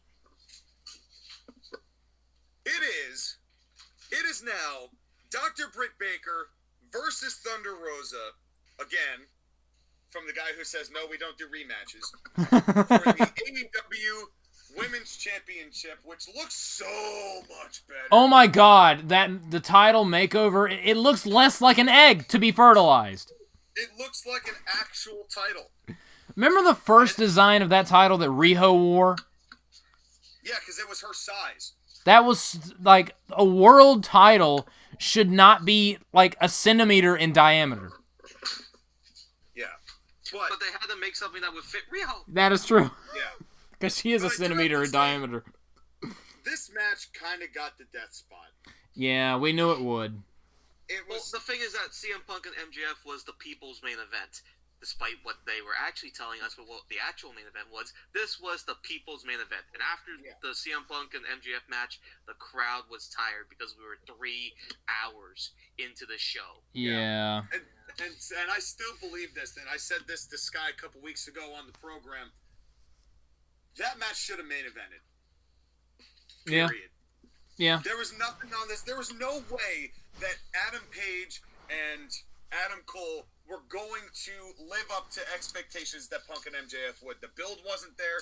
The quality of match was not going to be there. And it was going to go about the same amount of time.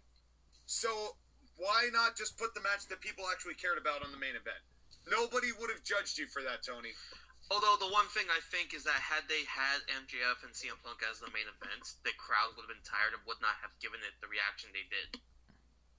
I think they would have gotten them back into it, though. If there's any 2 people who would have revved people up after 4.5 hours, it'd be Punk and MJF. Then make shorter shows. For God's sakes. Or do that. That'd be nice. Yeah. Cut all these matches in half. That'd be nice. That's the thing, too, is that every match on this show that was over 15 minutes could have been shaved by 5, and you could have gotten a 4-hour show, but a 3-hour main show that would have, you know. And we had a 7-minute match that should have gone 30 seconds. Yeah. So, what did you think about this match, Josh, again? I'm not gonna lie. I was kind of dead during this match, too. I couldn't get into it. They were just doing stuff. And I was kind of disappointed. I was not super crazy about the CM Punk MJF match. Which, coming from a huge CM Punk fan and a guy who really likes MJF, that's kind of surprising to hear, I'm sure. But I just couldn't get into this match. They were just kind of doing stuff. I thought Thunder Rosa's spear to Rebel through the apron to the outside was devastating looking, but that was it. And then we had a shitty looking, contrived ass Kerm stomp to end the match. You're glossing over a lot of stuff. I fully admit that. I just could not get into this match. Sky? Toasted. No, I can't. I have to stay with fish. Sorry, hold on. I'm making dinner and there's a little bit of a miscommunication. Okay. So while Skyler is plucking his headphones out of his rear end, so you're cooking Bobby Fish. Well, I am cooking fish, so. But name one of them Bobby. Tilapia. Anyways.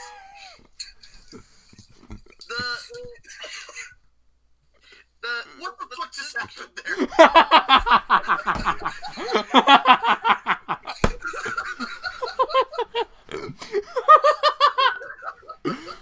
Sometimes we just have the most chaotic what is happening energy on this show. Somebody make something out of that. Yeah, we just evolve into an AEW tag match sometimes. Yeah. First things first, can we give credit to Thunder Rosa for working through her injury? Yes. Yes. Because she was banged up before this show, and props to her for doing this match. Having said that, they did too much. They did way too much. They always do too much. Everybody always does too much. But then the match, the show at this point was let's do every move known to man so no one else has a move they can do. Yeah, and that was most exemplified by the main event. But weirdly, I think I'm going to say probably the more complimentary things than either of you. This wasn't bad. It just went on for twice as long as it should have. Yep. Had they had not been in the death slot of being behind the People's main event, I think me and Joshua probably would have been more receptive That to it. so dragged it down for me. Like, it was just like, the whole time they just kept going, and I'm like, oh my god, just end this match, please.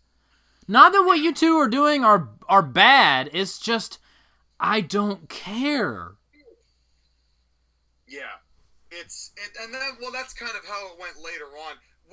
Did we get a Colorado tie-up in this match? I think we did. I hope we did. We did.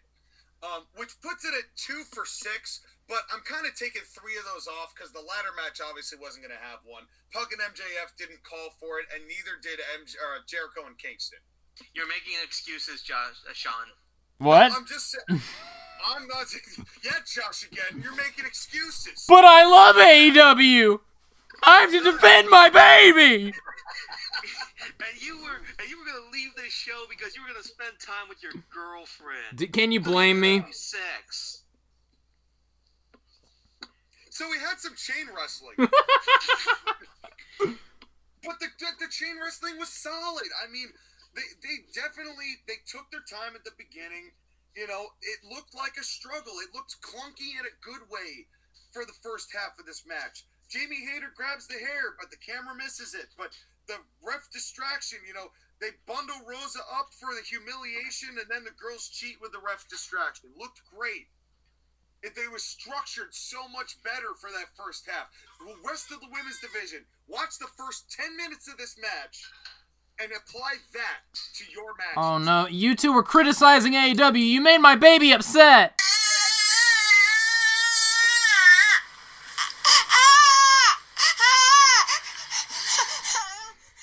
Josh, again, tell your brother to shut up. What you were saying? That did not sound like a crying baby.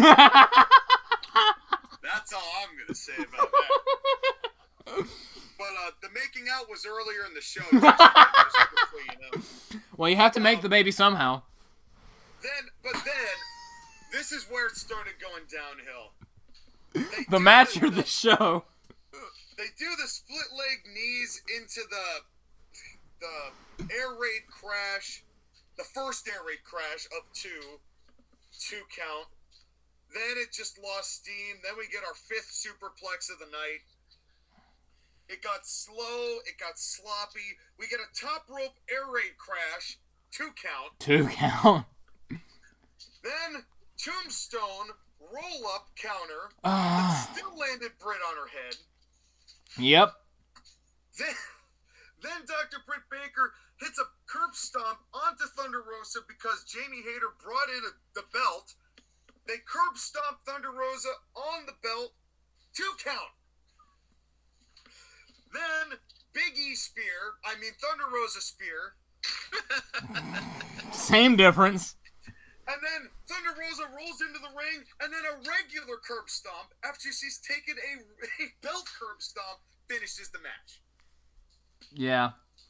Okay, what bothered me wasn't so much that a normal curb stomp did it. It was that she was so painfully, just obviously crawling into position. If you were getting into the ring, you would not be crawling to the middle of it. Yep. It was so contrived, and it looked terrible.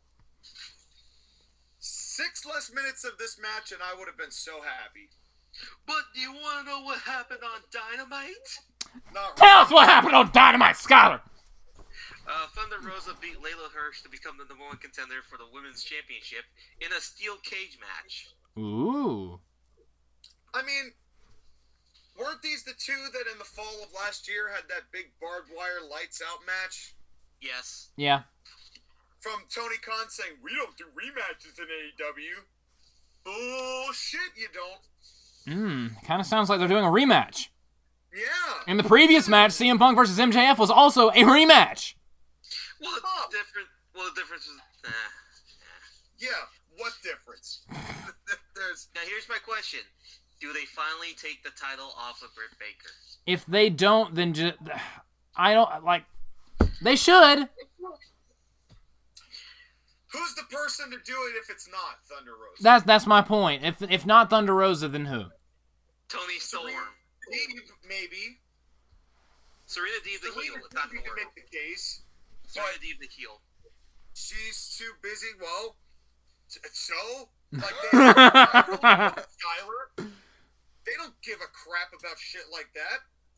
Again, the guy that you guys are referencing is not even here anymore. Yeah, well, it's true, but it's no less true. But we can still smell the placenta. So the next match. Still wafting in the halls. Yeah. So the next match. It's been here for months. God! How do we get the smell out of our house, Brandy? Okay, that's it. I'm tapping out. Well, I need to see a behind-the-scenes episode of Cody screaming about how to get rid of that god-awful smell. this upcoming match, they need Stanley Steamer. This upcoming Oh, match, God! Oh, that is so nostalgic for me. oh, boy. You guys are going to really like this more than I did, I think. It is Jon Moxley versus Bryan Danielson. Why don't you start, Sky? I would have liked it if it was half as long as it was, but that's entirely all AEW. I think so would the fans have. Again, too long. Too long. Too much. I need a cigarette after this. Yeah. Most sex does not last this long, okay, man? Well, maybe for you. I wouldn't know. I'm a virgin. Yeah. Yeah. And that's Well, because you choose to be a cuck. Yes. I'll let you both know that, you're good enough. But anyway. How that's good are you, more Sean? than I got out of this match. This was probably my least favorite Bryan Danielson match I've ever seen. But is it because of Bryan Danielson or because of No. the other guy? No, it's not because of Bryan Danielson at all. It's mostly Papa Mox. Not gonna lie, I really liked this match, but we'll let Sean continue. This was my favorite match on the show. Did we get a Colonial tie-up? I can't remember. The answer's yes. How can you say this was your favorite match, but you don't remember if they had a collar and elbow Because it's been a week, Skyler. Give me a break. Write down notes, damn it. No. No, I don't want to write notes. No. Do your homework. No. Shut up, Young Bucks. Shut up, Matt. Shut up, Nick. I want to do a flip. Speaking of people who should shut up. Speaking of people who should shut up. Excalibur saying Chancery brings me pain. If I never hear him say a Noah Chancery, a Noah front Chancery, I want you to define Chancery Excalibur. I bet you can't. No internet. Tell me what it means. Yeah, exactly. Exactly. Moxley is now Sheamus Pale. It's a shameful thing. It really is, because he used to tan. And he used to look actually halfway decent, but now he's just so pale. And my whole takeaway from this matchup, and there's a lot more I've got written here. Jon Moxley sucks. I liked Dean Ambrose. Jon Moxley sucks. Jon Moxley, he made a Greco-Roman knuckle lock look fake. He looked like he was exerting zero effort in that Greco-Roman knuckle lock. Danielson's forcing, he's using his body, he's using his biceps, he's forcing himself, and Moxley's just standing there. Yeah, I know. Yeah, you got my hands. You got my hands, I got your hands. It's like he wasn't even trying. And yeah, he's still over, but like, it didn't work. Bryan is very physical, but he still behaves like a pro wrestling heel. And then more 10 count punch. Just to make sure. Another bad hockey fight. And he's just some of it's been lost in the batter. Mox needs a booker's guidance. He needs a Vince McMahon. He's one of those guys who needs someone there to tell him no. And to tell him this is how you're going to do stuff now. This is how you're going to shape things up. The fact that he has no guidance has completely destroyed any sort of star power that he's had with me. But the thing about it is that he doesn't want the guidance. And that's the problem. Yeah. Jon Moxley wants to do all of his deathmatch stuff. He wants to do all his hardcore stuff. He doesn't want to be told by other people because he's that anti-authority guy. He must march to the own drum of his own beat. He must do his own thing. He must not be controlled when he really needs to be controlled. And although this was a much better in-ring, they weren't outside a whole lot, which is pretty standard for Moxley matches, that they're going to be outside for most of the match. They get the juice with just an elbow and a headbutt, which I liked. Honestly, the fact that it wasn't hard way, but it was still just physicality. But after Punk and MJF... Yeah, I was about to say... Shine off the diamond, didn't it? We already had juice. It's like... It's not the same. There would have been an actual fight in the back in the day if there were two matches that were both guys got juice. It'd be either your match is getting juice or my match is getting juice. So that this doesn't happen because it didn't. The crowd didn't react. And is it me or does Revolution kind of need to be like WrestleMania and have 2 nights? I think you mean every AEW pay-per-view. Every AEW does need 2 We nights. just said the same thing, Sean. We've been doing this for too long. It's ridiculous just how long this is. And if they're gonna have an epic like this, have it be the only one on the show. You know. The crowd was really dead for this match. They were exhausted. And they weren't really able to ever capture them at all. I was more interested in the guy with the LWO shirt that he wasn't even wearing than this. Really? You really love the Latino World Order that much? Well, we already mentioned Eddie Guerrero, and he was the founder of it, so... might as well just hit that nostalgia wave one last time. You've done it, Sean. Next Jon Moxley match, he's going to pull out a frog splash. You see what you've done.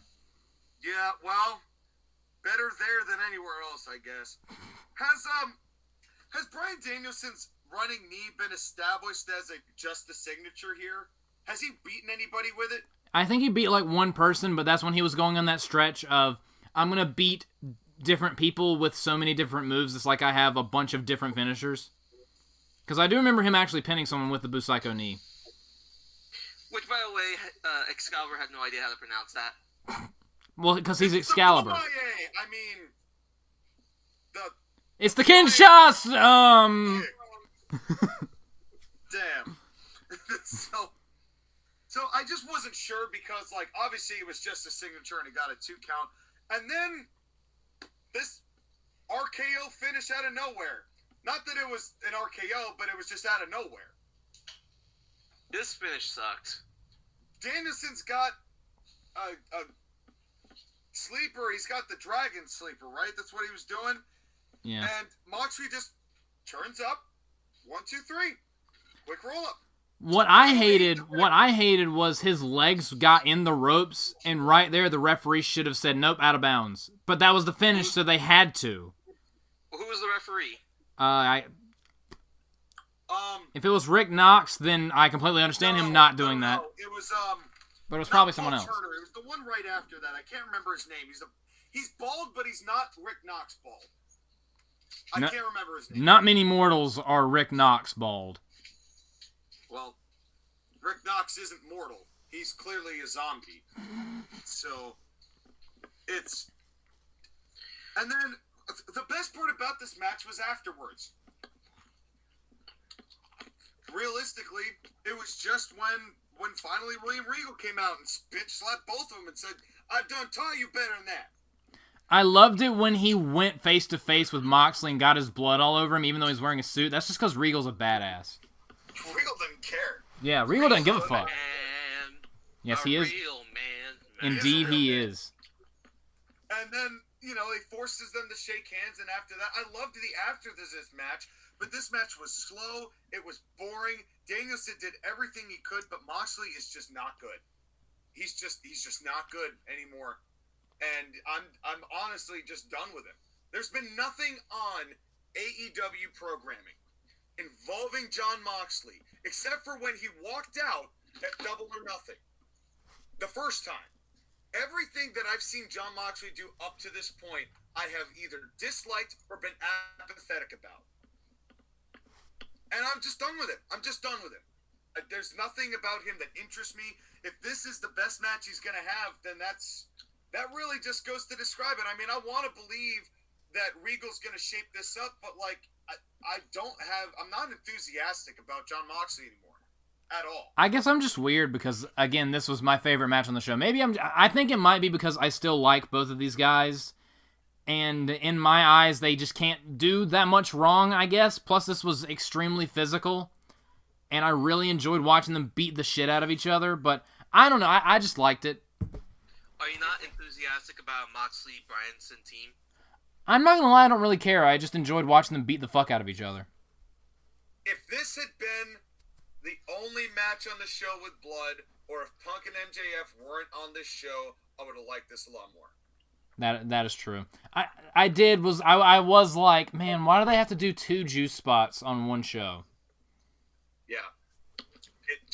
Because it was a little much. And again, I like the fact that they didn't use any weapons for it in this match. Yeah. A different way to get juice, fine. I understand that. However, once again, Tony Khan can't tell people no. Just like all the moves that we saw all night, nobody's telling people only one person gets the juice. Only you get the destroyer. Only you get the superplex. Only you get only you can prevent forest fires.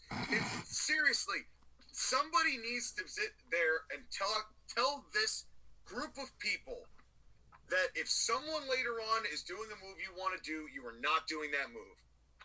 There needs to be respect for moves. Because that is the number one biggest complaint I have with AEW. I wouldn't even mind Tony Khan's garbage booking if they respected moves more. But they don't, so I don't. As clearly shown in the next match. Yeah, do we have anything else to say about Moxley and Danielson? I'm the weird one because I liked it. Sky? Next match. Alrighty then. We got Again, 2 left, folks. I'm done with Moxley, same as you. I'm just done with him. Yeah. Well, speaking of things I'm done with. God. Why any of this? This next match. Why any of this? It is I almost said Jeff. It's Matt Hardy, Isaiah Cassidy, and Andrade El Idolo gives a shit against Sting, Darby Allin, and Sammy Guevara. And there was one good thing about this entire match. That Andrade's fucking jacked. No, I didn't really give a shit about that. I like that he's like a freaking muscular box man. I like that. Okay, shut up, Charlotte. Anyways, continue, Sean. I want to fuck him anyway. Be nice to put him in a box and ship him to somewhere that isn't on television. Racist. How? Please elaborate for me. So you're gonna shove a Mexican into a box and ship him somewhere? Would it be any more racist if I put a white guy in a box and shipped him somewhere? I'll put Moxley in that same damn box. We'll send him out somewhere. We'll put him out in the Pacific Ocean. Go wrestle in the Cayman Islands. So I don't have to control their narrative there. Exactly. By the way, you know I'm kidding about the racist thing, right? Yeah, no, of course. Okay. Of course. So the best part about this match was Darby's intro package. No, it wasn't. Even though everything else in this match didn't make any sense, this at least was kind of funny. Just because a funeral procession or whatever, and then all of a sudden Darby Allin's car just comes flying out of frame, smashing through stuff. Yeah. That was funny. Yeah. You thought the racist joke was bad. You thought the racist joke was bad. Here comes Darby Allin in a white Bronco crashing into a bus. And he opens the door, and then he goes to do a coffin drop on this random-ass schlub who misses catching him. Yeah. And then Sting shows up with a goddamn flamethrower. Says run, and then just Just what? Fire. It made no sense. It was so confusing. I just didn't understand a lick of it, but they must spend some money on this production. It just cracked me up. And then Darby comes out, he gets a pop, and then nothing else mattered. I hated this match. This was my least favorite thing on the entire show. Do you want me to There was too much action to call or care about. My complaint is every single AEW show, there is a meaningless, mindless 6-man or multi-man garbage tag match where they brawl in the crowd for 3 years and then do something in the ring for the win. A few crazy table spots that weren't even that interesting to look at. And I'm just like, this is copy and paste what I see on every AEW pay-per-view. I'm just done with it. I don't care. Like, Sammy Guevara doing a freaking Spanish fly off the set through 2 tables, one of which he missed, by the way. Or just didn't break. That would have been impressive if that was like the only thing like that on the show or the past several shows. But you see stuff like this all the time and it just doesn't matter. Yep.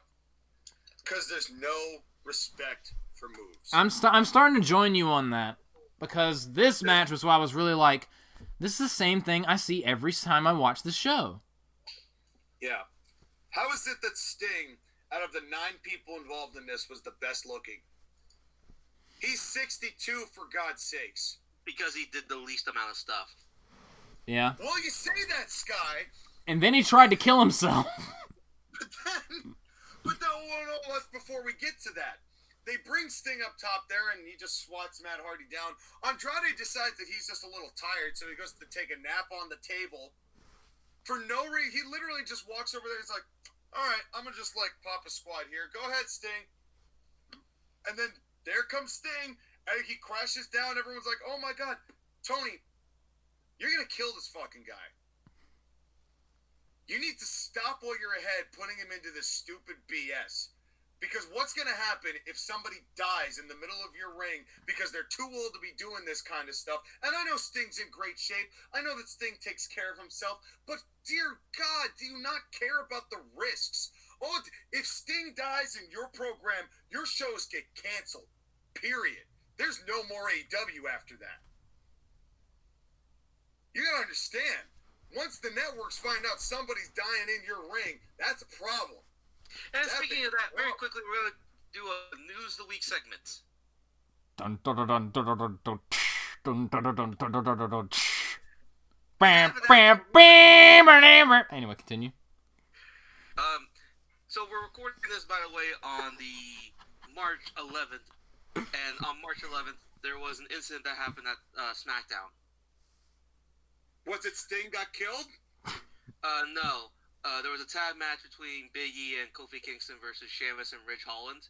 And Ridge Holland hit a belly-to-belly suplex on Big E, and Big E landed directly on his head. And apparently he couldn't move, so they had to stretcher him out. Oh, no. Jesus. Well, maybe this Ridge Holland guy just isn't meant for wrestling. He gets his nose completely destroyed off his face, and now he cripples Big E. That sucks. It does suck. And obviously I wish Big E the best. I hope he's okay, because we don't, we know very little at this point, but this is what I'm talking about. This is the kind of stuff I'm talking about. Yes, there are freak accidents like that. At least that was probably a freak accident. Sting is 62, and he's taking a table spot through 3 tables, cross-butting somebody 10, 15 feet in the air. Justify that. I'm not. And that's the thing, is that we're talking about Big E, and what happened was a freak accident because he didn't rotate enough on a belly-to-belly suplex. These guys in AEW take very much worse bumps and worse risk And it is lucky that the only person that got injured on this show was Orange Cassidy. Well, they're gonna run into problems later. I guarantee you, their luck ain't gonna last forever. They keep pulling this kind of stuff, especially because, like you said, JoshAgeddon, it happens every show. Yep. All of them. It happens every show. When's it gonna be? It's not a matter of if at this point. It's a matter of when and who. We're lucky it wasn't Sting, 60 years old, jumping off a freaking balcony through a table. Yeah. But someone is going to die if they keep doing these things. Like, it would not take much for a Shibata headbutt. Yeah. Like, remember, It wasn't too long ago that Rey Fenix almost ripped his arm in half. Yep. It wasn't that long ago that Ricky Starks almost broke his neck. Yeah, well, he did break He his did. He didn't break it any worse. Yeah. Yeah. It's just, this is the kind of thing, and Tony, because Tony can't say no, because he doesn't know how to. And it's gonna hurt him financially, business-wise. I mean, I know his pockets are bottomless, but at some point, you gotta have some respect for your wrestlers, man. And the way you book is not respectful to your wrestlers. And there was no point to this match. Did this accomplish anything? No, not at all. Not at all. No, if you listen to Dynamite, something did happen. Skyler, tell me what happened on Dynamite! Okay, so anyways, Matt Hardy got angry at Andrade El Idolo for losing the match. Andrade was like, you're not pulling your weight, you're not doing good enough. So Andrade, Isaiah Cassidy, and Mark Quinn start beating up Matt Hardy, and who comes to the ring to save him? Jeff Hardy. It's me, Jeff. Nero, I knew you'd come for me. Yes, it was Brother Nero. And God I damn like it. Jeff was posing on the ramp as Matt was getting the crap. Yep. beat out of him. yeah. He had to get his dance in before he made the save. Yep. That's right. That was funny. That's right. But then they reunite and they looked happy, and it's a nice moment. And speaking And of nice you know moments, that Young Bucks Hardy's match is coming up soon enough. you know, I've actually seen the Hardys and the Bucks wrestle each other already. How was it? It was exactly what you'd expect. And now how's it going to be with the Hardys being 10 years older? Jeff turned into Willow. That's how long ago it was. Oh yeah, it was Impact. Willow was over for a time. And I did enjoy it, even though it was albeit brief. But anyway, let's move on to this main event, so we can mercifully end this show. No, there is no mercy on this show. It's Adam Page versus Adam Cole, and fuck the fans. Fuck these fans. Let's I'm gonna go, let you guys Adam. talk about this first. I wanted to strangle and slap and murder every single person in the audience. We get it! It's funny. They're both named Adam. It's not fun. That is a lie, Skyler. It's not But funny. You don't understand it. You don't appreciate it. You're a WWE mark, aren't you? Yeah, I agreed with both of you. This was my least favorite match on the show, honestly, because at this point, all of these other 6-man matches, I just don't care. I'm apathetic. But I thought, okay, this has potential to be good, even if the build has been bad, and even if Adam Cole looks like a 10-year-old child. This has the potential to be good. At least there was a time when Adam Cole knew how to work. This match was 25 and a half minutes long on a 4.5-hour long pay-per-view up to this point. I mean, You couldn't get these fans invested if you paid them.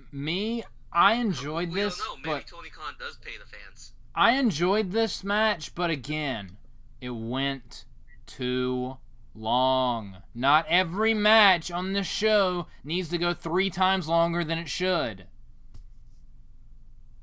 And God. And Adam Cole comes out with the Master Chief outfit that his mommy bought for him. And And honestly, a big part of my problem was that compared to the big names on this show, these two are a pretty steep downgrade. You know what this should have been for? This should have been for the TNT Championship. Correct. I just didn't feel it. Then JR said Cowboy Shiznit. By the way, why the hell would a cowboy, I'm putting that in quotation marks for a reason, wear pink? Rainbow tassels do not scream world's champion was the very next thing I wrote down. Rainbow tassels do not scream cowboy. But then it's already been established that Paige is not a cowboy at all. Yeah. Did we get a collar and elbow tie-up in this match? Who cares? Did we get a collar and elbow tie-up in this match? Possibly. Yes, we did. Okay. The final count was 4 for 9, or 4.5 out of 12. Wow. So, a third of the way there. They took way too much time on the outside. Then this was just moves. Then Josh, again, you brought something to my attention about the commentary. Oh my! Want to break that down? Oh my God! I wanted to. After I'm done strangling everyone in the audience, I want to fucking hang Excalibur from the scaffoldings. Okay, so Hangman Page does a power bomb. He does a Liger bomb on Adam Cole. It's all good, all hunky-dory.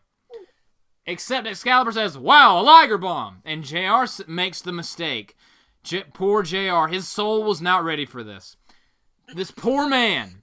He said, what's the difference between a Liger bomb and a power bomb? Every other normal human being on the planet that has ever seen one wrestling match would just say this. With a Liger bomb, you sit down with it. With a regular power bomb, you just do a power bomb. Excalibur over here says, the Liger bomb utilizes the seated technique. First developed What? by Taco Pico-chan in 1964 at the Tokyo Dome. What? And JR just cracks me up. Because after Excalibur gets through spewing this load of garbage, he's just like, oh, good lord. Oh my God. I wish that I was in the building with a gun so I could end this man. Just... JR just shitting on everything gives me life, but I really do think he just needs to stop for his own health. Because he was like, now folks, you're not going to see anybody, you're not going to see a lot of holds. You're not going to see anybody, targeting a body part or anything like that goes along with a wrestling match. This is going to be a fight. Basically, JR saying, yeah, these guys have no structure to this and don't expect structure, and I don't expect structure, and why did I take this paycheck? Why? Because I missed that mortgage payment. Why couldn't you just say, a Liger bomb, you sit out with it? Why does Excalibur have to big brain Galaxy everything? Oh my God! Because he had to sound sophisticated. He wears a stupid mask! And? Booker of the Year hired the Commentator of the Year. And now we have to live with it. How much do you think Dave Meltzer gets? Okay, anyways. How much do you think Dave Meltzer gets to do these reviews and have to give his awards out to AEW people? He likes to claim that he's not on the payroll, but we all know he's on the payroll. How? We all know he's on the payroll. How There's could no you way give he's this not. man? How could you give this man Commentator of the Year? Twice. You can't, or you shouldn't. How? Because what are the other options? I would give it to Michael Cole before this guy at this point. Pat McAfee. But Pat McAfee is a color. He's not a play-by-play guy. No, it's commentator. Pat McAfee finished 5th in that ranking. Yeah, but he's in WWE, so that's wrong, Sky. You're wrong. I hate you. Yeah, you WWE mark. So. Fuck me. Fuck me. God. I This is thought how you you know weren't we've been into in the middle of politics, JoshAgeddon. This is how you know we're in the middle of a 2.5 going on 3-hour podcast because we're just getting downright silly here. So we do a Deadeye through the table. Wow. You're skipping a lot. Well, we do the first Deadeye, which they made completely irrelevant. Then we get the "This is Adam" chants. You know what? I changed my mind. Fuck this match. I'm done. Fans, you're not clever, you're marks, and you're not a part of the show. Thank you. But they are a part of the show because the audience is what makes up the show. No. Yeah, because everybody who's wrestling should be in the audience instead of wrestling. And the audience should also be put in a box and shipped to the Cayman Islands, along with Andrade and Moxley. Yeah, They AEW should would go be to a lot UFC more powerful. Fight Island. Yeah. Hi, I'm Shane McMahon, and welcome to Cayman Island Underground. Oh no! It'd be better than what the hell they're doing with Bachelor's Paradise. Yeah. Well, Adam Page got some actual chance, and then we get another Tombstone. Yep. And then this match just turned into let's do each other's finishers, let's do all the big heavy moves known to man, and let's kick out of all of them, but never sell for any of them because selling is for nerds. And I got what they were trying to go for with, he hit him with the the boom, the knee strike, but he kicked out, and they're like, it's because he didn't take the knee pad down. Like, then don't wear the freaking knee pads then. That's not counting the two on their knees spots Yep. they did, where they're trading blows on their knees, which they certainly blow on their knees all right. We got a hockey fight, another hockey fight on their knees. I love Adam Page's deadlift German. I just wish that we didn't see it at every match he does. Yeah. Same thing with his moonsault. Still looks better than Charlotte's. I have a perfect description of the AEW match style. And it involves Thanksgiving. Because AEW's matches are like Thanksgiving. It's all stuffing, there's no gravy, and there's a fuck ton of turkeys. Gobble, gobble. Gobble, gobble, quack, quack, shucky ducky, destroyer on the apron, low bro, Panama Sunrise. Matt Cardona has entered the chat. I thought Riddle was going to come in here and say, bro. Yeah. Vince Russo, what's up? Yeah, we had half a match left when we got the destroyer on the apron, by the way. Well, Then we get the low bro. I did it again. I can't speak. this is what the show's doing to us, Sean. It's bringing us to a new low. My brain is fried. Sunrise again. Last shot, kick out. Adam Cole ruined his entire moveset in this match. You know, it would have, worked if everyone hadn't already kicked out of every move conceivable earlier in the previous 3 hours of the show. Yep. And then more table. Yep. Well, you always need wood. So, well, I don't even have a joke. We I'm want so tables. fried. Clap, clap, clap, clap. Yeah. We want Adam. Clap, clap, clap, clap. Killing everyone in the audience now. No, thankfully. That was the only one they didn't do. But these two, given the amount they did the dead on the table, these two should have broken necks. They have killed any move that could possibly be done onto somebody's head like it was some sort of threat. You used to get a pile driver and you'd be off of TV for months. Now we get 10 of them on the same 5-hour period. And professional wrestling is so much better than it used to be. We've grown so much, it's evolved. Just get with the times, people. Suck my dick. Wow. The babyface. Then the Dark Order comes and the babyface gets the man advantage. Nope. Yeah, Remember, he did. Yeah, they did. No, Kyle O'Reilly and Bobby Fish were out there first. Yeah, and then 15 Dark Order people showed up. Because apparently 15 Dark Order people is equal to 2 of Kyle O'Reilly and Bobby Fish. Yeah, but Sounds about right. If you're the babyface, why do you have more people than the guy who's the heel who needs to cheat to win? You're backwards. And then this, honestly, it almost felt like the most unintentional stumbled upon double turn in history. Because the people started chanting for Adam Cole and they stopped caring about Adam Page. By the end of this match. This match was ass. Finally, we get a last shot and a buckshot and a last shot and a buckshot and a pin. I didn't care. I was too pissed. They did every move. They basically should have shattered each other's necks and gotten hospitalized, and instead they didn't. This match went 25 minutes, 20 minutes too long, given if this was what they were going to do. This match just sucked. Please put CM Punk. JoshAgeddon from the Royal Rumble. This match sucked. Yeah, well, I didn't hate it as much as you did. It's just, at this point, how could you care about anything they're doing after everything you had seen up to this point?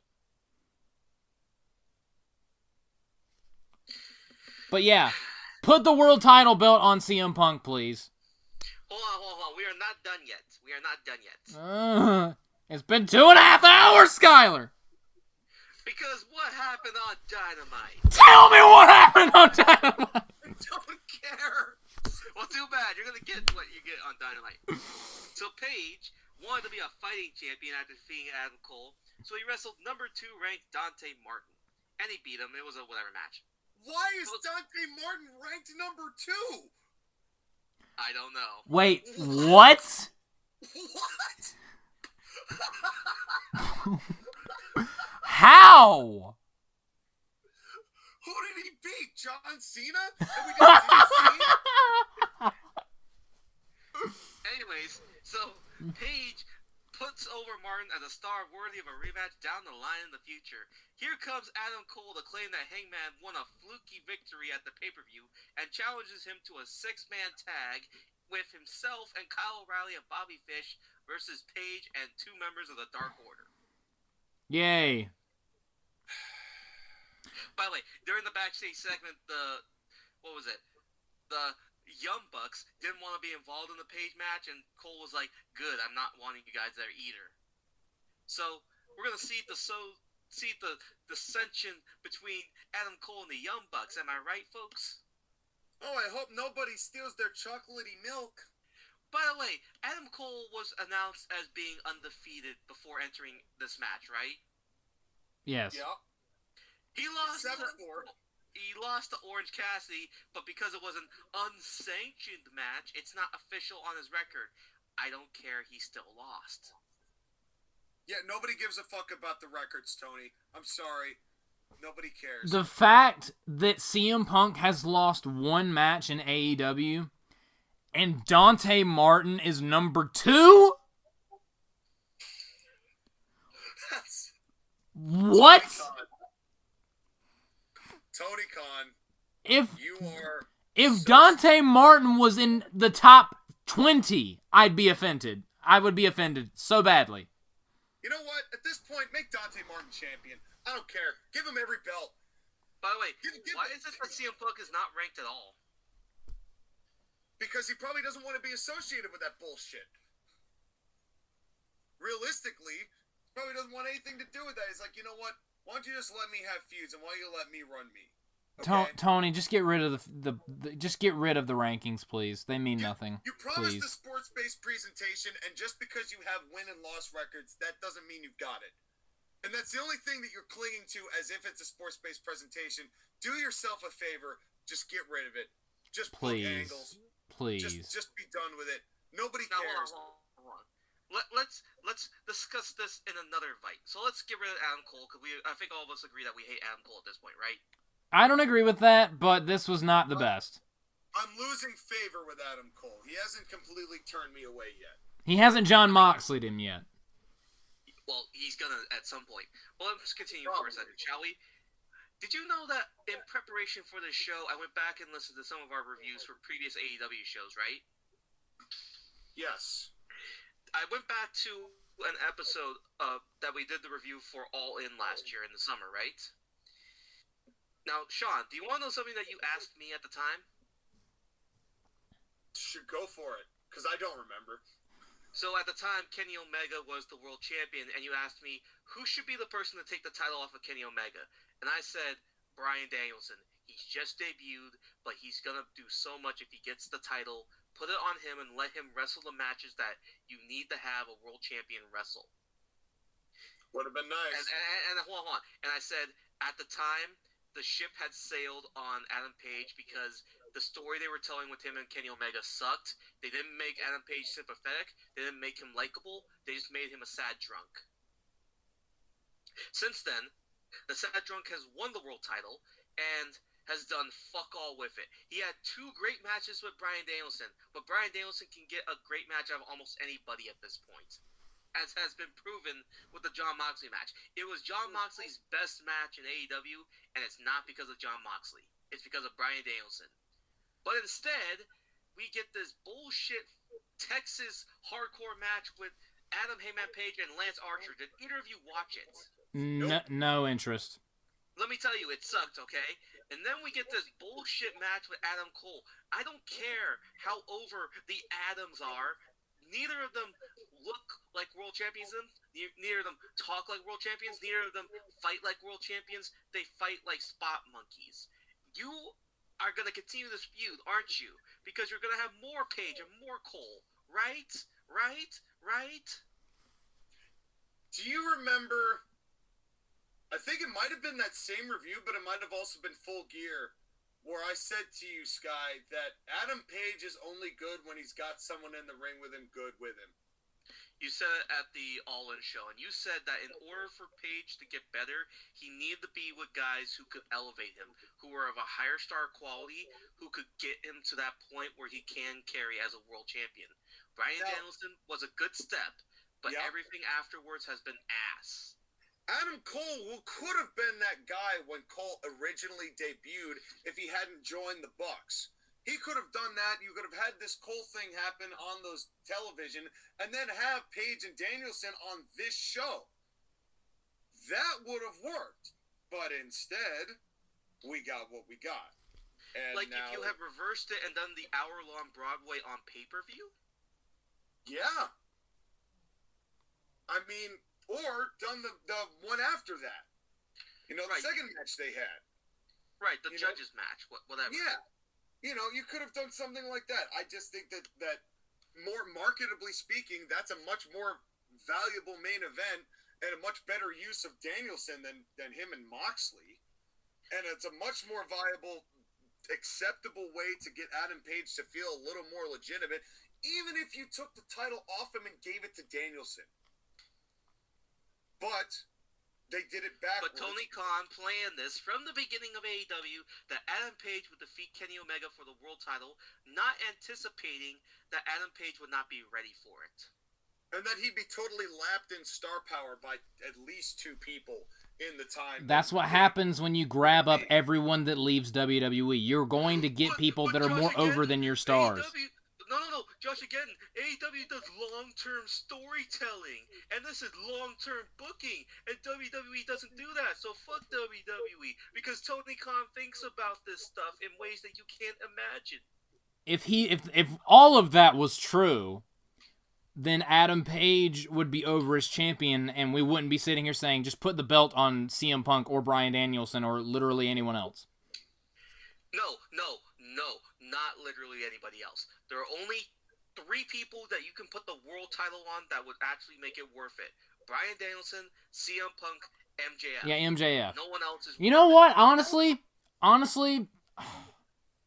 if MJF needs to be the next world champion because he's the only one that can do it and take it off of Page. Honestly, MJF should beat Page for the title, and CM Punk should beat MJF for the title. But MJF is going to be feuding with Wardlow. So it can't be MJF because he's going to be feuding with him. I don't care. Double champion. Make MJF a double champion. Fuck it. I mean, it'd have legs. I mean, with MJF and Page, you could at least argue that they were the 2 original homegrown talent, 2 of the 4 pillows of AEW. And, you know... By the way, I the more than Tony Khan, I hate AEW fans. I hate all of you. You hate I me. have more of a disdain for Tony Khan than I do for AEW fans. AEW fans are just ignorant. What about me? Yo, you're ignorant, but you're ignorant in a different way.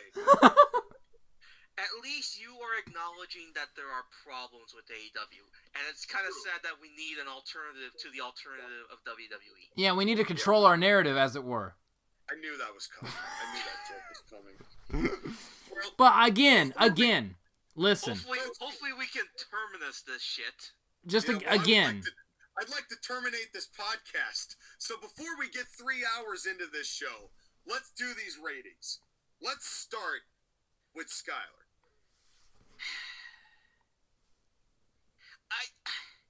5 hours of this goddamn show, and I hated it. Except for maybe like 2 or 3 matches, and even then they ruined them. I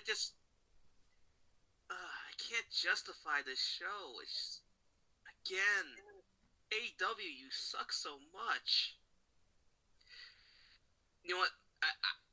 I can't do this. I can't watch AEW and take them seriously, and all the bullshit. As bad as I hate WWE, I'll never hate them as much as I hate AEW. 2 out of 10.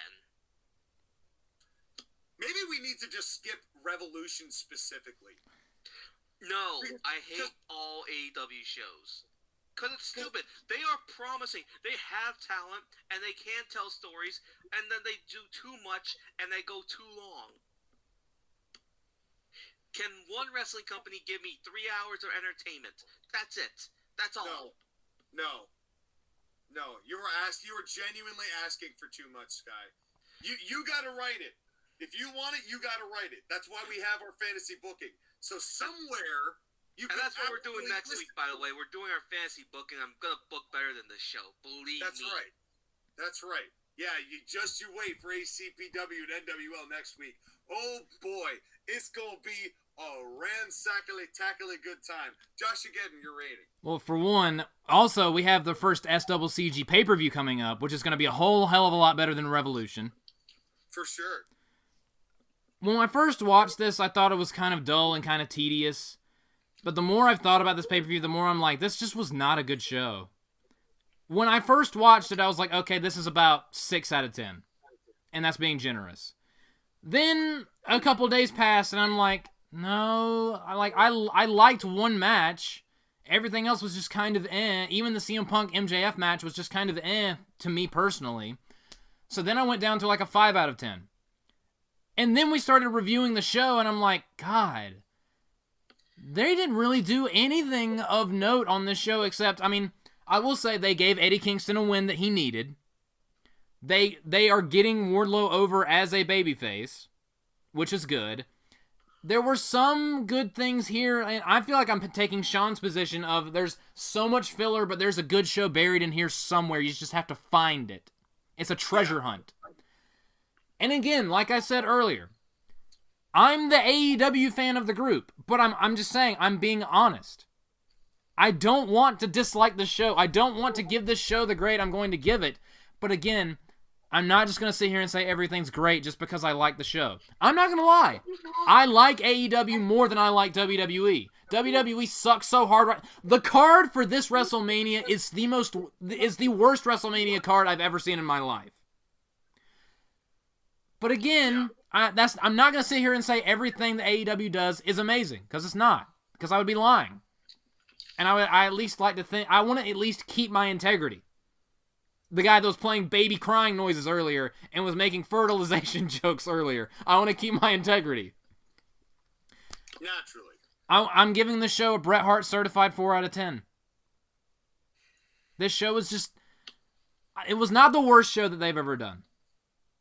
At least I don't think so. No, I would agree. It's not the worst show they did. That was last year's Revolution. I liked last year's Revolution more than this one, which is just the weirdest thing. It's the weirdest thing. Just for you folks who may have, because we've gotten a lot of new listeners between last year's Revolution and this year's Revolution. Yeah. We broke 200. We were at like 40 at that point. So things have really changed. In a major way for Court Martial Podcast. So a lot of you probably weren't around for that AEW Revolution review. I couldn't grade it because it was so astronomically bad. So bad to the point that Skyler and I swore off reviewing the shows. And before you get excited, Sky, no, we are watching Double or Nothing. Sorry. I Oh, will we're only still doing watch for CM Punk. As long as CM Punk is in AEW, I will watch. But the second he is gone, I'm gonna. And Danielson. Come on. You'll watch a Danielson match. And MJF. MJF doesn't do it enough for me. It has to be either Punk or Danielson. Here's my thing. First of all, I'll take MJF any day so long as he's not paired with somebody stupid. Or for like 100 months, like Chris Jericho. Yeah, like Chris Jericho. And for God's sakes, do not put this man near Orange Cassidy. For God's sakes. You know what's gonna happen. Tony, look at me. Tony, I need your eyes. No, focus on me. Yo, Tony. Don't look around the ring. Don't look around at all the other media people. Look at me. Yo. Directly at me. Do not put these people in the same ring at the same time. Do not do it. Now, that being said, there were good things on this show. But it's so damn long. Yeah. But until this group, and again, my biggest critique, it's not Tony Khan's garbage booking. It's not even the finishes. It's the lack of respect for moves. This show doesn't need all this filler. You could cut down on 2/3 of the moves and have a 3-hour show that is actually downright watchable. You could do this. You just don't because you have no balls, Tony Khan.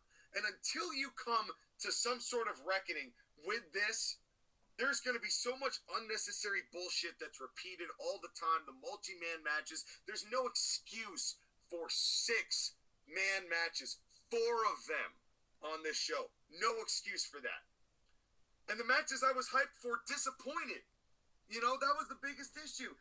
We're not going backwards here, right? Because this is what AEW is. We know that this is what AEW is. Skyler, like you said, this was an AEW pay-per-view.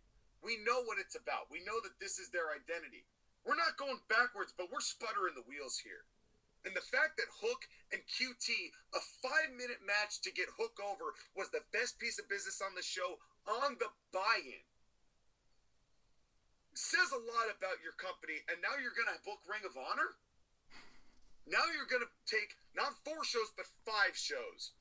And you're going to put that on your plate and then expect anything to come out any good when you have no balls to tell anybody yay or nay on anything.